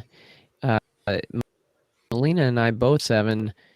Jeremy, you had him at 5, and Scott, you had him a little bit lower here, but it's Justin Hall. So let's start with you, Jeremy, since you had him ranked at 5. What are your thoughts on Justin Hall? I had Justin. I just got him, as far as all-around American player, I got to put him up there with Shane, playing all the games. And I'm not saying all the games he's like, I'm saying him and Shane might be the 2 best all-American, all-around players for America. Of course, Shane stays in stroke, and maybe we don't know how much stroke Justin's in. He sure seems to do really well in the tournaments every time he goes to them in the one pocket. A guy that I didn't give enough credit to moving when he was younger. I just thought he was a banker and a shooter, and he ran a lot of balls. But it's another thing that he's so deceiving. He can win a lot of different ways. He moves really well. I always thought he was one of the best Moscone Cup players I'd ever seen, because I don't know if there's anyone better at a one-shot situation. Let me shoot this one shot right here and have to bury it or not bury it, whether it be tough or not, or how much is on the line. So I just got a lot of respect for his game. And I think a lot of times we see about 70% of it. I'd love to see a full 2 or 3 years of 100% of it and see where he'd be on this list. I know it'd be going north as far as the number. So. That's a good way to describe it. I'll do that next time for Scott, north or south. Yeah. Scott, what do you think about Justin Hall? Okay, so here's my disclaimer. The closer we get to these numbers, right? I really, yeah. I mean, I'm in a bad spot. Here we go, right? boys. Here we Like, go. I'm in a Come on, bad, get the popcorn, y'all. Let's go. Here we go. game right here. I'm in a bad game. So can I phone a friend, or is there a way to black my screen out for like the next 3 or 4 of these? This is live, brother. It's live. Yeah, I feel like this was prearranged somehow. I do think that he's a top all-around American player. I think that Justin Bergman's on another level versus Justin Hall. I do. I don't think you can put them both in the same category. I do think that Justin Hall's one of the best bank pool players to ever live. I do think Justin Hall's got so much natural raw ability that it's unbelievable. But I think that Justin Bergman is all around more refined, more in tune, and more consistent if he were out there, right? So therefore, that's where I can start getting a little funny. What do I think of Justin Hall? I think at any time, like Jeremy said, I think that we're only seeing 60 to 70% of his game at times or throughout the last several years. And if we were to see 100% of it, his number would be a little more south. You know, he'd be a little lower. No, that's north. That's north. North is towards 20. Yeah, all right. South is towards 1. We'll put it this way: his number will be a little smaller. How about that? His number would be Cue the Houston graphic. Be a little smaller instead of bigger. There we go. Hey, I didn't say it this He looks time. like a quarterback. He looks like a quarterback. So, should have had yeah, a it's pretty pre-meeting. scary. The one argument I have there, right, is you can say Bergman, you know, and all around is a lot of games, I guess. But if we look at like the 3 we really talk about, Banks, 1 pocket, and 9 ball or rotation, you got to put Justin up there. Bergman, of course, better at the rotation, but the rotation is such a fickle game that your edge playing rotation is much slimmer than your edge playing Banks or 1 pocket. Right. If you look at percentage wise, make it relative both ways, right? So that's why I would maybe say, now if you throw in some other games, you're talking about straight pool and 8 ball and whatnot, which should be in there, you would say Bergman maybe a little ahead of Justin. But I think for the 3 main Derby games, I think I would have to go with Hall overall myself. So I think it's close. I know it's close, but again, Flip the coin. yeah, it's close. But again, I think if Bergman's playing 1 pocket, I think he's going to beat Justin Hall playing. I think he's going to be in playing rotation. I think you're pretty on point about the Bergman 1 pocket. I think it's more of a toss up there, and maybe the Banks for the Hall, and of course the rotation for the Bergman. Yeah, so it's close. It's definitely close. I think this is a great opportunity to try to drum up some action here. Like, we're Well, going those to tell two are them. best buddies. They grew up in St. Louis together. You know, We got to tell that them who won't wants happen. to be the best Justin. You know, I mean, come on. yeah. The only way that's going to happen is get some sponsors involved and have them put the money up and let these guys play. That's the right way to do it anyway. I bet that's actually happened before back when they were young. Who's going to be the best? I'm sure they played sets Probably. when they were teenagers. I played Bergman. I didn't know Justin Hall near as well as I did Bergman when he was young, but I played him when he was 18 and twice actually, and lucky enough to win both sets hill. But I should have lost them both. And I don't know if I've ever had anybody play any better on me at 18 years old. So both those young guys have been great players since, 14, 15 years old. You know, this conversation got me thinking something really interesting, which is like we're seeing a lot of these long races to 100 in rotation or races to 120 or even 1 pocket races to 40. But what about that's too long. Well, what about a true like what's the word I'm looking for? Like a medley, right? Where they come out and they play 1 pocket Banks and like Derby City, but in an action match. between like two guys Yeah. like this. That would All be around. pretty exciting. I'd be all about that. Yeah, they fooled around with that before. I think they did one. But the one thing I would like to see in those things, no matter what the game is I think the score and the pressure of the score has a lot to do with seeing who the best player is. And a race to 40 or a race to 120 and all that, to me, I mean, there is something to settling in and seeing some things, but I'd rather see somebody be at a 6-6 going to 7, or or 7-7-6 going to 9 in these one pocket matches, and see who's going to come with it there, and let's flip the coin and play another set or something. But I think that's another way to define some of these, and that's why the tournaments are so good to look at, also along with those long extended matches. So. Yeah. I agree with you 1,000%. Molina, did you get a chance to comment on Justin? No, it's pretty scary that this guy will screw his cue together like twice a year and then just go, third in Buffalo's, and then win the U.S. Open in Vegas. He's a phenomenal player. If he had maybe more discipline and dedication, who knows where he could go and be at when it comes to playing the game. I mean, Jeremy gave him just a ton of compliments, and I think they're all well deserved. Yeah, I mean, he's number 7 is pretty good, all things considered. And that match with Justin Hall and Scott Frost there at Buffalo's this past year was one of the best tournament one pocket matches that I've ever watched before for my money. It was just phenomenal. Yeah, I don't know, man. I mean, he could be top 3 if he wanted to. He could be number 1 if he wanted to. It's just a matter of what it is that he wants to go and do. Yeah. Yeah. Sorry. That's when he said the number 1 comment right there.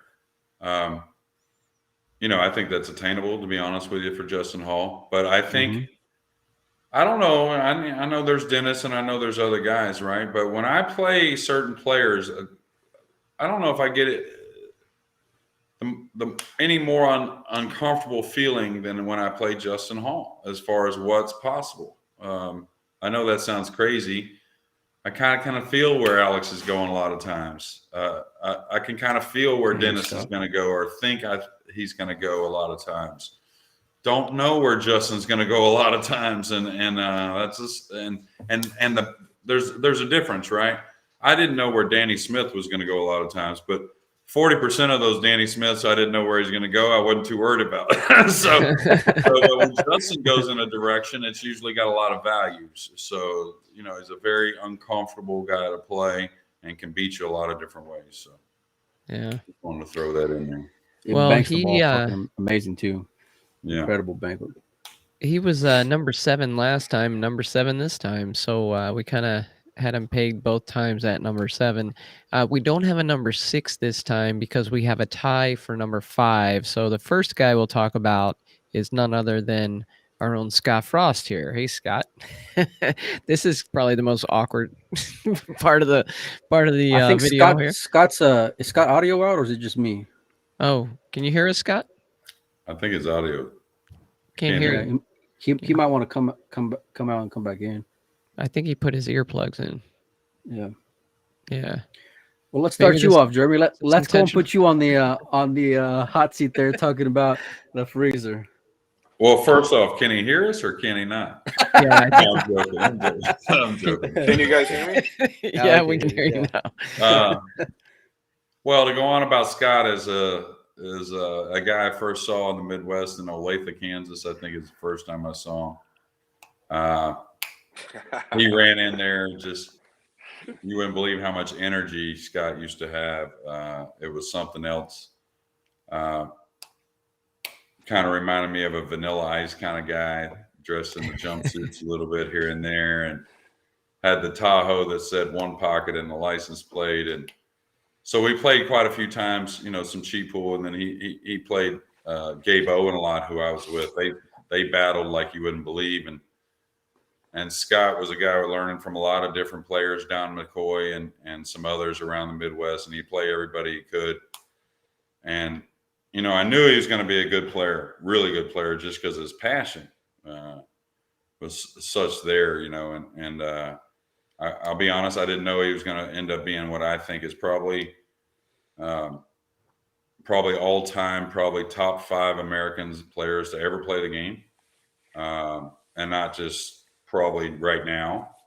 In this era, I think you're going to see, when it's all said and done, Scott's going to be referred to with the Ronnie Allens and the Nick Varners and Efren Reyes, is, Efren not being American, but I'm talking about just in America, the top 5 probably ever play the game of one pocket, if not much higher, or top 5 ever, period. But I don't think there's anybody really hardly that you could say moves better. If he's confident, there's hardly anybody that runs the balls better.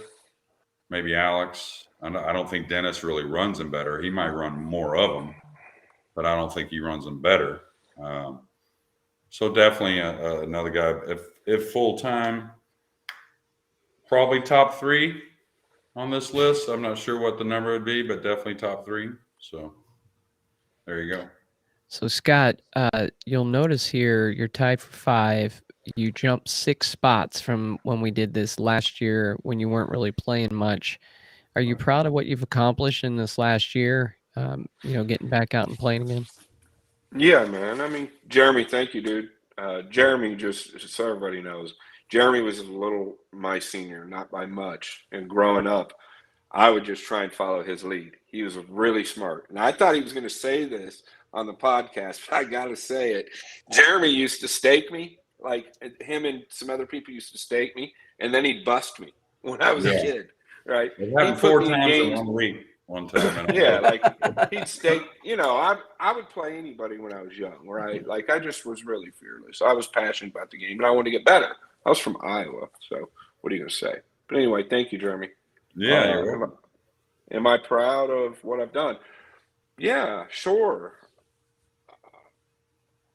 Man, this is a tough spot for me because I'll just be honest, and it's hard.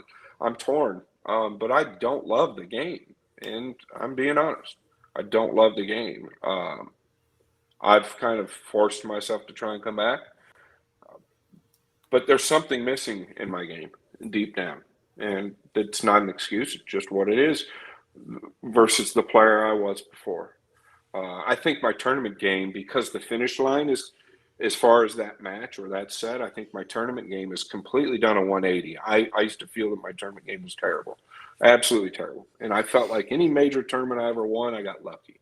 And I've always said that, right? Because I feel like I'm constantly dodging bullets with my aggressive style.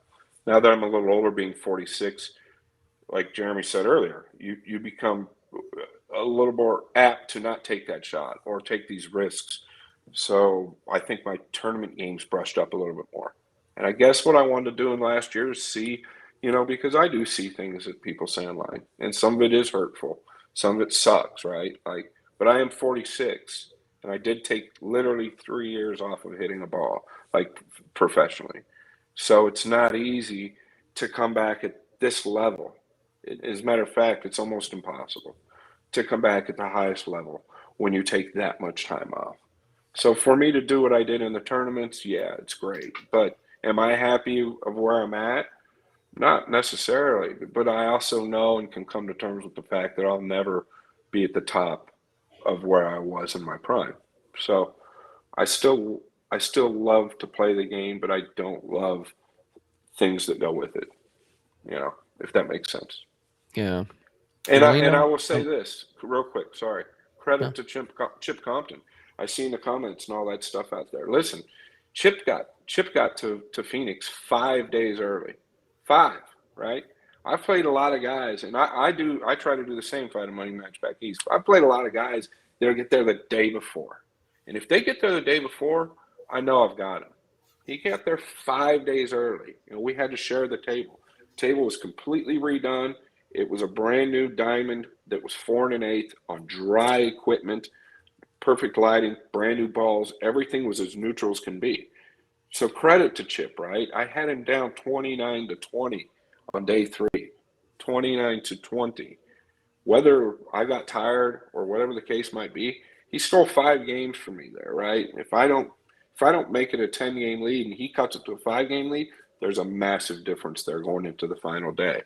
So he didn't give up, and I think he earns the number 5 spot. Why wouldn't he earn the number 5 spot if that's the case? And I honestly feel that way.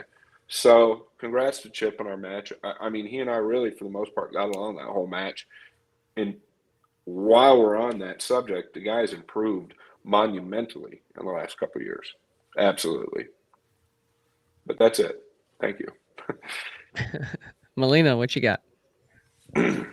Yeah, obviously Scott Frost is a Hall of Famer and in every sense of the word.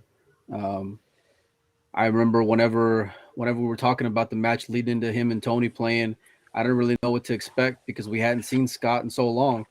And I remember making a comment, something like, well, you know, Scott going and beating a bunch of Joey Ryans in Phoenix versus Scott going and playing a bunch of champions, you know, in tournament plays completely different. And I remember during that match, you showed glimpses of what was to come in the year, Scott, because I didn't give you a whole lot of credit, and you showed that there's still quite a bit of gas left in that tank. And as the year progressed, we saw how, you know, you getting better and better. Yeah, it's really fantastic that, you know, in such a short amount of time that you can still remain in this level when it comes to one pocket, because it really is tough to go and stay like in this area, and that even top 10 or top 5. Thanks. Yeah. I don't really know what else to go and add to it.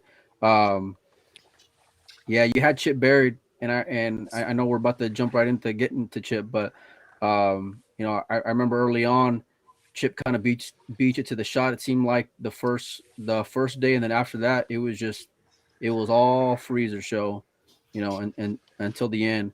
I'm curious, and Jeremy kind of touched base on it. Would you still want to do a race to 40? Or if you had to do it all over again, would you go a little lighter or a little different format? Maybe like a best of 5 sets or something like that. It's a good question. But here's another thing. Chip and I were negotiating the match at the Texas Open. And the last time I played a race to 40 was with Efren, right? But this was back in 2015, I think. 2015, 2016. I was a different player. I was conditioned. And, man, and the games with Efren and I weren't the way they were with Chip and I. I'll be honest. I don't care if I don't want to play race to 40 period ever again, as long as I live. It was hard, right? We went to actually day 5, and it was only supposed to be a 4-day event. Right. I mean, if you saw Chip's post, his legs were weak. I mean, it took me 3 to 5 days to just get halfway normal from that match, back to halfway normal. So yeah, I think there's got to be a better format for the stream. I'm a headset guy. I've always played headsets coming up, right? A headset, usually if you play a headset, 8 ahead, 7 ahead, the best player's going to win. But the problem is, for a stream, it's right. really tough because they don't know how many days you're going to be there. Yeah, it could go for sure. 2 days, it could go a year. So I think that there's got to be another format. I'm going to play Chip again. I'm sure we'll work something out. I'm going to play again.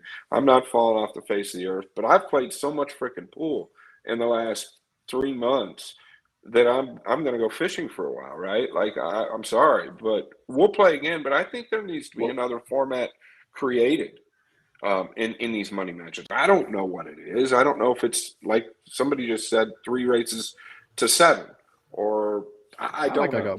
I like a race to 8, maybe best of 5. You know, you're always in it. You're always starting each day fresh. You're always, you know, you're never going to go into, you know, day 2 or day 3 buried, you know, or in a 9-game hole. As much up and down as that match was, and I mean up 9 games. I mean it made for an incredible finish. And I know you were on the wrong end of it. I led I led day 1, 2, 3, 4, and lost the 5th day. But the match was amazing. Like you say, up and down. But I think for the player and for the fans, something shorter, like Jeremy had alluded to, I think something shorter and something where both players are in it, and it's going to show the pressure of what that player can do under the pressure, I think is going to be better. Well, you have a good balance of like not just playing great pool, but having a good personality for pool. Like, because Yeah, I'm you can be a bit energetic. I'm of emotional. yeah, for sure. Yeah, and I think that's great because we don't want to see, these guys just sitting there quiet and stoic and all that. So at Well, least from whenever I'm sitting down, I appreciate it. you never What's that, played Joe? against him, Mike. You never played against him, okay? True. First time But I ever it's played Scott. So I moved to Phoenix, right? I go into freezers and Scott's like, shaking hands, kissing babies, nicest guy you ever meet. We start playing. I win the first game. He's giving me like 10, 11 to 6 or something. I win the first game.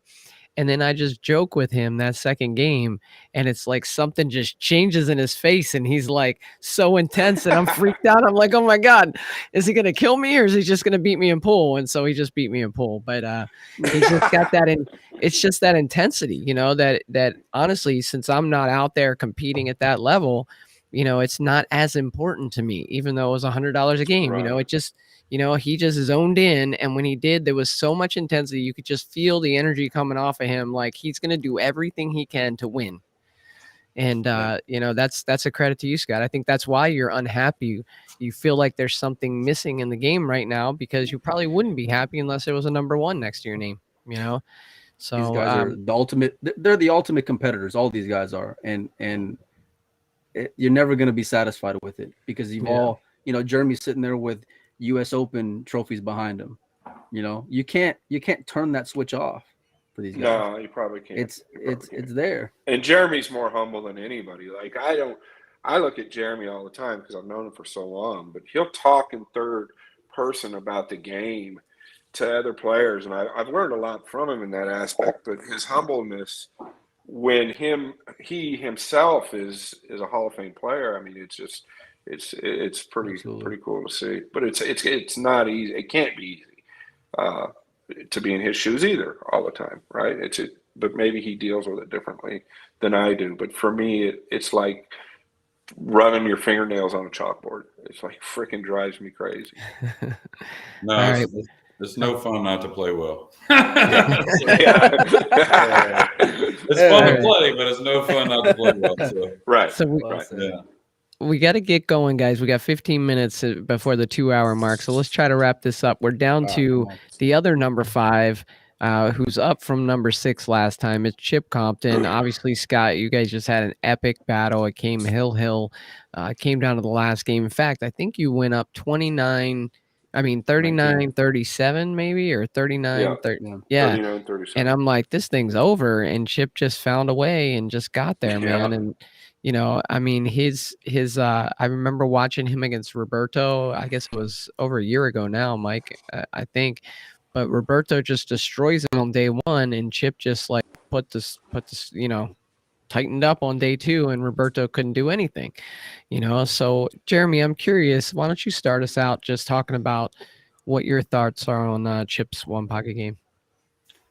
Well, it's kind of coming into its own the last couple of years. We all know his running buddy Joey Gray. Him and Joey have been running around together since they were 8th graders, I think, 7th graders playing pool.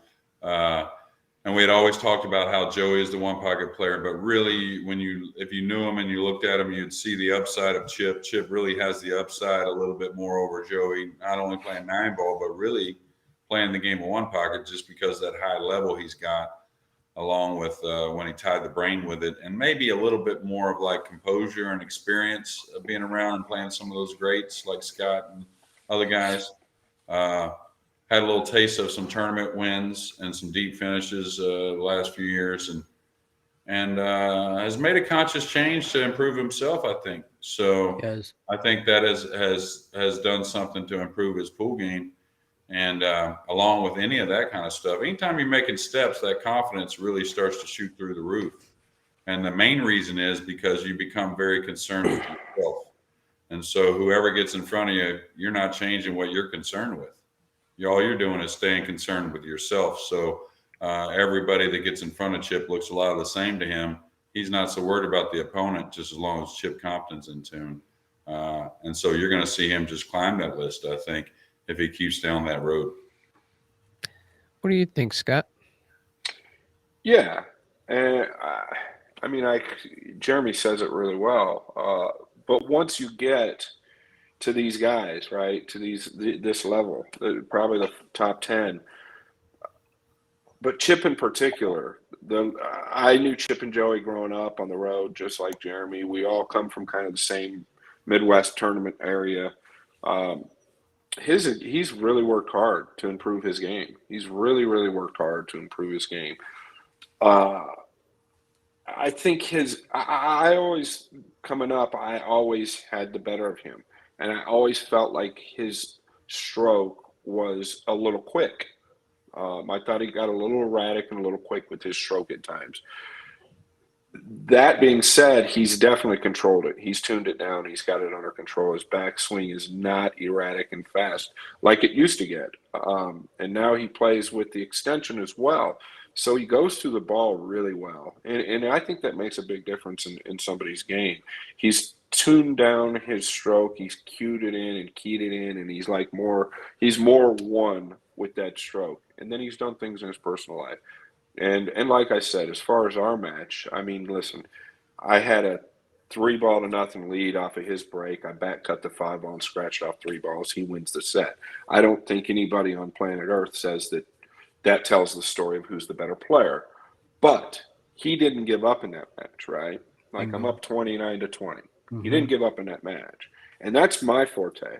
I never freaking give up. Never. And I never will give up. If I'm playing, I'm not going to give up, right? I think that's what makes a great player a great player.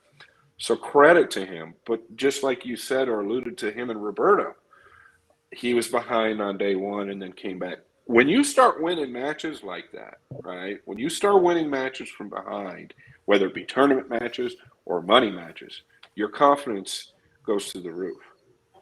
You know, you just get on this type of momentum where winning from behind is much sweeter than winning from ahead, right? You're ahead the whole time, you win. Yeah, everybody knew you're supposed to win, you were ahead. But winning from behind, you know, and I've always said I have not learned near as much from winning as I have from losing. And I learned a ton that match. And I'm not going to allude to it here. That's a whole nother subject. But I learned a ton that match. And I'm sure that has a lot to do with his confidence in his play. Well, I think I think the one thing we learned from that match is there is no better player, probably. You know what I mean? Like, y'all are just right there, neck and neck. I mean, it can go either way, either day. So definitely doesn't tell us anything about who's the better player. He won that match, but I think that's probably why you are both kind of tied for fifth, on Joey. Yeah. Let's just have him do a race to 3 next time. What do you say, Scott? I think he and I both would have been good with that. Yeah. Scott, there was some discussion towards the end there about extending, wasn't it? Or no? I did ask him. I asked him. We took a break on the Hill game. We both went outside, took a breath of fresh air, and about 400 people followed us. And we're just sitting out there, and I'm like, and people are talking about how crazy of a match it's been. And I asked him, I said, hey, man, if you want, we can probably schedule this stream further out and maybe play a race to 10 and bet another 10 or 20, right? And he thought about it, right? And I'm glad. I think I'm glad. I don't know. But he thought about it, and he's like, you know what? I don't want to go through this anymore, right? And when he said that, I didn't care if it was his break or my break. I wouldn't even think about that. I was like, good enough, right? Let's just get this on and get it over with. And that's what happened. But I mean, really, you know, reality, he's 13 years younger than me. He was dead. So I couldn't imagine. I mean, I was just a dead man, right? Like, mentally, the problem is mentally. My legs are strong as can be. I stand on a bass boat for 12 hours every day in waves that are rocking all over the place, and it's not easy. But mentally will wear you down physically. You will physically get exhausted from a mental strain, especially about 12 hours of it every single day. It'll just beat you down. Yeah. So forget the race to 40. Molina, we ready to move on to number 4, or you got something for Chip? Yeah, real quick. I just want to add, there's Chip from behind, and not just in the overall, but in any game, no matter the ball count. There's just nobody I'd rather have coming back for me, because Chip will just grind and just really just try to just draw it out as long as possible and really just frustrate you. And I think he had a game plan going into it after Scott took a lead. It worked out, but it was 40-39. You know what I mean? You can't go and take anything away from either one of those players. From where I was at, it was incredible to go and watch the ebbs and flows of the matches. I know you went into it on paper a favorite, and then to see Chip what he did and the style that he did it in, we all appreciate it. And I hope you guys do go and play again. Nothing but the most respect for both of y'all. Thank you. Epic match that Yep. so many people enjoyed. So, all right, checking in at number 4. And by the way, the top 4 has all changed. They've all changed places since last time, which is kind of interesting because last time we were like, oh, it's this 4 and there's no doubting it. Well, we somehow changed. Number 4 is Francisco Bustamante. Who wants to start? Go ahead, Scott. Well, is he even playing right now? Doesn't matter. Yeah, he would be. Well, it matters. It matters. Yeah, it matters. I think he's kind of stuck in the Philippines right now with some visa issues, so he would definitely be over here, though. Yeah. Yeah, I just didn't. I haven't seen him in a tournament, in any of the tournaments I played. So that had to do with COVID, probably, right? Yeah, a little bit. Okay. Of COVID and visa. Well, as Jeremy spoke on Justin Hall, like one of the guys you leave somewhere and you're most uncomfortable with.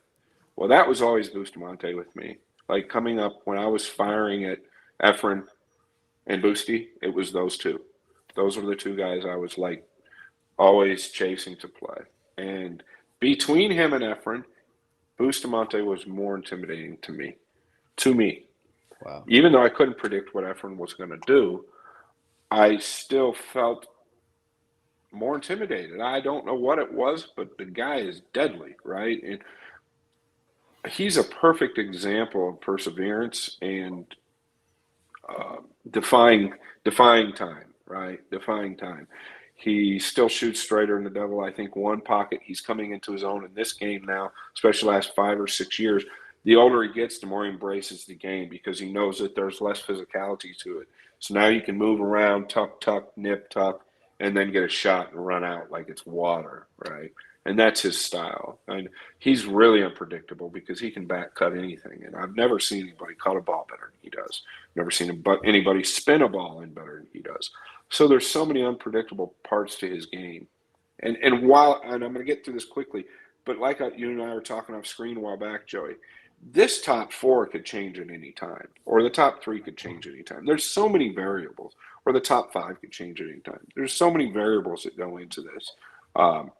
And you really don't know the answer to who is what until you have something big enough to where there's real results, right? But this guy's definitely in the top 4, in my opinion. Jeremy? Jeremy.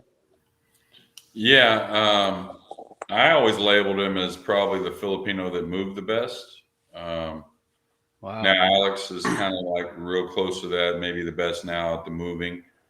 A guy that holds up under pressure real well, banks phenomenally, great cue ball. He's not a dog at all. The one thing that I saw cost him a few tournaments was a little fatigue. He is 57 years old now. So like Mike said at first, father time never loses. I think that's what you said. Something. Did you say father time? Is that what you said? Yeah. Undefeated. Undefeated. Undefeated. Yeah. Mike's full of cliches. Yeah, and that's that's a good one though. I mean, I've heard it before, but yeah, that's a good one. So, but yeah, a guy that's pretty doesn't have a weakness, and all in all, maybe one of the ones that has all the strengths as much as any of them. I think he banks a little better than Alex. I think he moves a little better than Alex. I think Alex does certain things better than anybody on the planet. Running balls. You think he moves better than Alex? Huh? You think he moves better than Alex? Well, I mean, I think Alex has got more moves. Let's say this. I think Boosty plays more of the traditional one pocket. I agree with that. Moves, which I am a firm believer in. I think holds up very well, especially when you're such world-class talented like Boosty. that's one thing about like Justin Hall that's so dangerous as well. Like you brought his name up with Boosty, that Justin, that's one thing I never gave him credit for, is how much traditionally he moves. You know, he moves really well with the game, and I always say it, the game defends itself if you play it. So that's why I always see Boosty. I mean, Alex there for a little while was like the player to beat in every one of these one pocket tournaments. Right. But I also saw Boosty always right in there too, maybe not winning, but very consistent as well. So I wish he would have started playing more of it when he was younger, and I'd like to see where he'd be at. Agree. Yeah. Mike? Yeah, it's pretty telling that he can still be in the top 4 at this point of his career. These guys said it best. I mean, there ain't nothing that he can't do. By playing one pocket, it completely takes out the break that you get in rotation. That's super important. He banks the ball just so pure. He can still execute with anybody, just from moving his cue ball and pocketing. We haven't seen him in a couple of years. So for me, it's kind of hard to put him there. But until you go and show that you've fallen off, I can't go and take you off of there. At least for me. But I'd be curious to see whenever he does come back, you know, where his skill sits at. Well, I take that back. Not when he first comes back, but give him a good 6 months of playing, and then let's go and gauge him and see where he's at. Because that first time back, or those first few months isn't going to be a true gauge. So, but he's a Hall of Famer. He's a legend. He's a top 5 one pocket player even today. Yeah. Hopefully how long ago did he win the Derby? 3 years, 4 years ago, 3 years ago, at 54 years old or something like that. So, yep. Yeah. Hopefully we get to see him out playing again pretty soon. And you know, he's the 4th ranked player, the one pocket power rankings, and he's the 3rd Filipino player, like the 3rd best Filipino player on the rankings. So, yeah, that's kind of interesting. So number 3 is a guy we all know really well, and probably could have predicted this. It's Tony Chohan. Jeremy, you want to lead us off? T-Rex, known Tony a long time. You know, always was a very talented player. Didn't know he'd ever get this high as far as the one pocket list. I was having Scott here. I always thought Scott would be ahead of him, you would think, you know. But rekindled a little bit with Tony, and he's just a guy that's got all the shots. When he puts it all together, he may be the most feared one pocket player on the planet. Maybe, I don't know. Not an underdog against anyone. Has all the aggression, but can also play tight. What I like seeing Tony, when I really see it, when he kind of plays the layout of the table a little more than forcing the layout of the table, he really, really is tough to beat, just like all the greats when they keep it simple. So definitely a deserving number 3. What do you say, Scott? Yeah, man. I mean, I'll try and keep it brief, but when Tony is at his best, it's when Tony's playing the table the way the table lays, like Jeremy just said. When Tony's trying to force things, he's so talented that I think he cuts himself short. But when he puts defense into his game and he really wants to win, man, I don't see anybody on the planet beating him. I really don't. So talented. Just talent oozing out of him. Yeah. Respectfully, number 3, but could easily be number 1 if a few little tweaks are added, you know, in my opinion. I just think that I think as age comes, I think he's actually going to become better. I think he's going to implement a little bit, just a hair more moving into his game, or a little bit more patience, or a little bit more pass. I'll pass on this shot. Wait till I get a better look at it next time. If he implements just a hair more of that into his game, and when he's doing that consciously, he's unbeatable. Yeah, I tell you what, whenever Tony does force the shot, he's the most incredible player to go and watch as far as excitement goes, because he really is a sight to go and see. But the one thing about Tony is that we saw whenever he played Chip even in New Orleans, was that he has this whole other like style, like Scott's saying, if he goes and changes a little bit, is completely different than a Tony that I've ever seen before when he played against Chipton at Buffalo's. But it shows that he's just so deep, man, and he can go and play any kind of way. I know sometimes that aggressive style can kind of getting him into trouble here or there. But boy, that Tony that played Chip there at Buffalo's, man, I think he's the best one pocket player on earth because I've never seen anything like it from him before. Yeah, I don't really have too much else to go on at. I think Tony's right where he needs to be at, though. The one thing that I do love about him is that he's willing to go and play anyone. He's always the guy to go and step up. He'll play the Alexes. He'll play the Dennises. He'll play anybody, anywhere. It doesn't matter. He just wants to go and gamble, and he wants to go and take your money. One thing I'm kind of struck with when I watch Tony play is that there's shots that, are just long, difficult shots, and he'll just get down and pocket these balls that I guess I never expected him to pocket because I kind of think of him as this one pocket specialist. And then you watch him play in a rotation tournament, and he plays good rotation too.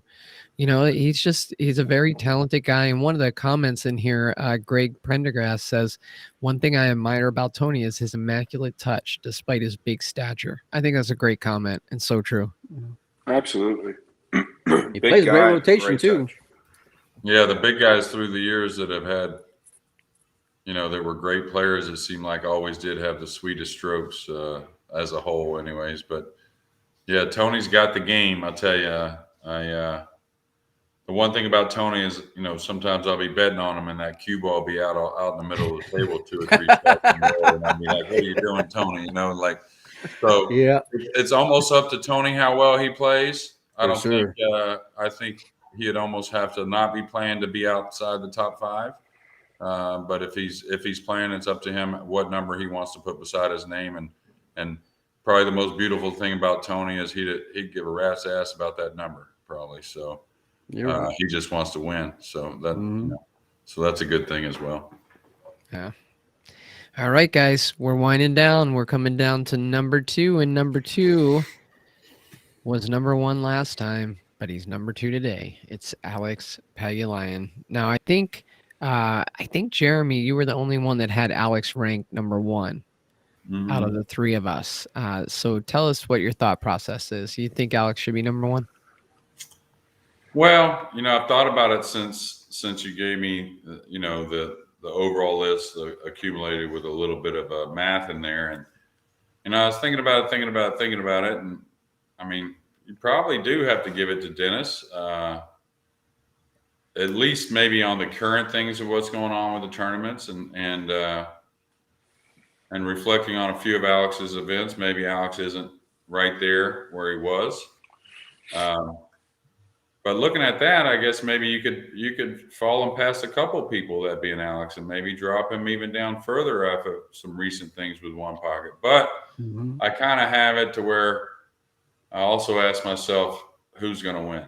If they play each other. So that's where I still am in the point where I would have Alex. If I had to bet on one of the players playing each other, I'd still have to bet on Alex. So in my mind right now, it's pretty clear those are the top 2 guys, even though when I say it's pretty clear, it's just pretty clear by like this much. But it's pretty clear. So, I think about who's going to beat each other. They're both great in the tournaments. They're both great on all sides pockets. They both commit and don't complain too much about whatever felt it is or whatever condition. Of course, being from the Philippines, what kind of conditions they had to play under. And, so I just got Alex just like he's going to beat Dennis still maybe overall, but man, I could certainly be wrong. That's for sure. Scott, who would you bet on in that match with Alex and Dennis? Okay, why? Snap called him, huh? Yeah. Well, Dennis is – well, there's 2 totally different styles there. But Dennis is – I feel like Alex is – I don't want to get into this. See, it's kind of hard. You got to get into this it because that's why you're here, buddy. Yeah. I feel like Alex. Well, we're talking about Alex, So we'll talk about Dennis when he comes up. But I feel like Alex was the best mover in the world, playing one pocket. I think his cue ball is the best. I mean, I've played these guys a lot of pool, right, for big money. Alex and I've played, I think, 7 times. I beat him the first 3 times we played, and the 4th time I'm playing poker, albeit. And he calls me, and I literally answer the phone. He says, "If you want to come play me in LA, I've been playing Shane Van Boning on this table for a month, and it's the only way I can get stake to play you. If you want to come play me, I can get stake to play you here, but I can't play anywhere else, and there's no other circumstances. I got to be honest with you. I've been playing Shane for a month, 1,000 a game. If you want to come play me, I go play him. Billy and Cardona, Jack Cooney, they all think I can outrun it. And he robs me, right? His confidence goes through the roof and beats me like 2 or 3 more times after that. I watched his game go up. I just literally watched it go up. But I think his cue ball's deserving of the number 2 spot. His ball pocketing is obviously not too shabby either. He's so well-rounded. He's a great thinker, right? He's a great backgammon player, plays chess very well. He does everything very good. I think he's a great thinker at the table. And I also think that he uses very little energy. He's very athletic. So the longer he plays, I think the way more it favors him. Not a big guy, but he's really athletic, and he uses very little energy. He doesn't have a big fluid stroke, right? He's short, compact, and very attentive to what he's doing, right? To the point. And when he's laughing and joking around to the crowd and all that, that's when you're dead, like for real. Like seriously, when he's comfortable and laughing and joking around with everybody, you're in big trouble at that point in time. When he's quiet, he might have something tough to face, right? And that's how Alex is. Yeah, Scott, when you did your interview with me, you told me that story about the match you played with him in LA and how when you were sitting there in the chair, you kind of were watching him kind of surpass you or just progress to a point, and it was like a kind of like a revelation to you, like, wow, this guy has arrived, right? He's There's always those moments, because during that match he was doing things that I was doing to him like the 3 previous times we'd played. So he implemented that into his game and then put his own spin on it, right? Which a lot of these players do. We all get pieces from other guys, right? Like I get a little piece from Tony, or I've got a little piece from Efren, and then Boosty, and we all take pieces of other players. And he was taking pieces from the up table game from me, and he was implementing it and using it on me, but he executes freaking better than me. So now I got a big problem, right? Like, and that's really what happened. And I watched him just go up, and he proved to me. We played 6 days in Vegas. We played that headset. We played 7 ahead. And on the final day, we had played 138 games. On the final day, I'm 1 game up. Jeez. He ends up, it was just an absolute grind. And there's a YouTube flick on there where him and I are arguing about the rack, and we're both just absolutely destroyed mentally and physically. But and he ends up beating me. But the kid's phenomenal. And like I say, I think there's a big difference between tournaments and gambling.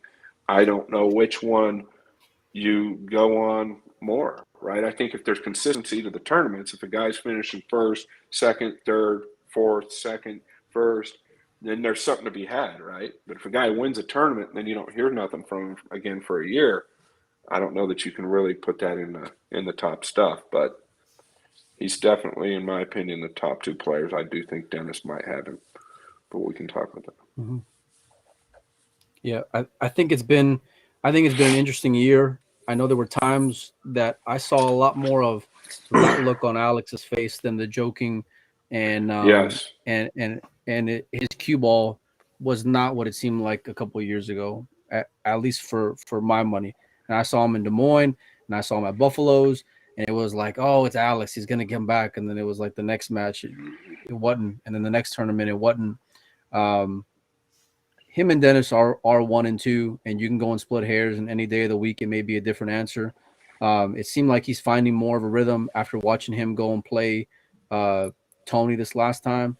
And it kind of goes back to like pre-pandemic versus the way it is now.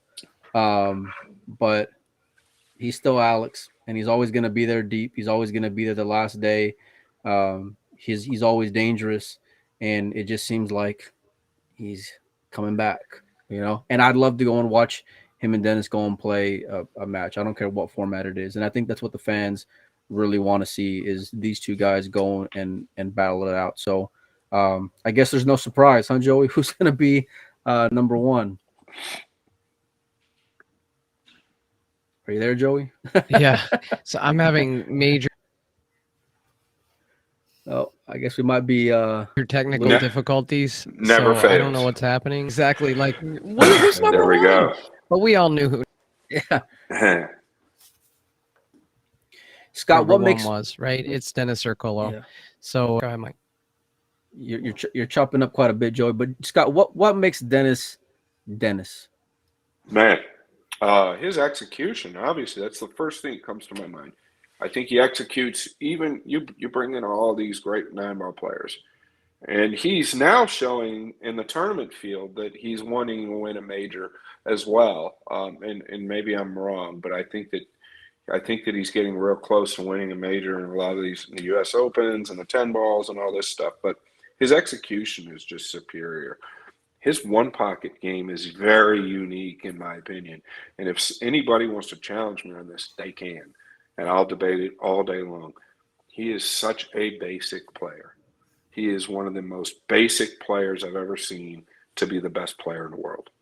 He is one of the most basic players I've ever seen to be the best player in the world.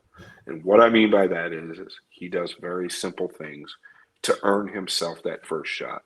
And when he gets that first shot, he takes full advantage of it, more than anybody I've ever witnessed in my entire life. You're not going to see him play kick combo caroms. You're not going to see him play back cut, cross bank. You know, he doesn't do too much flash. And I'll let Jeremy go on from there. But I think he's a very simple player that executes to the maximum. And he's obviously learned the game and learned what works for him. And that's what's got him up at the top.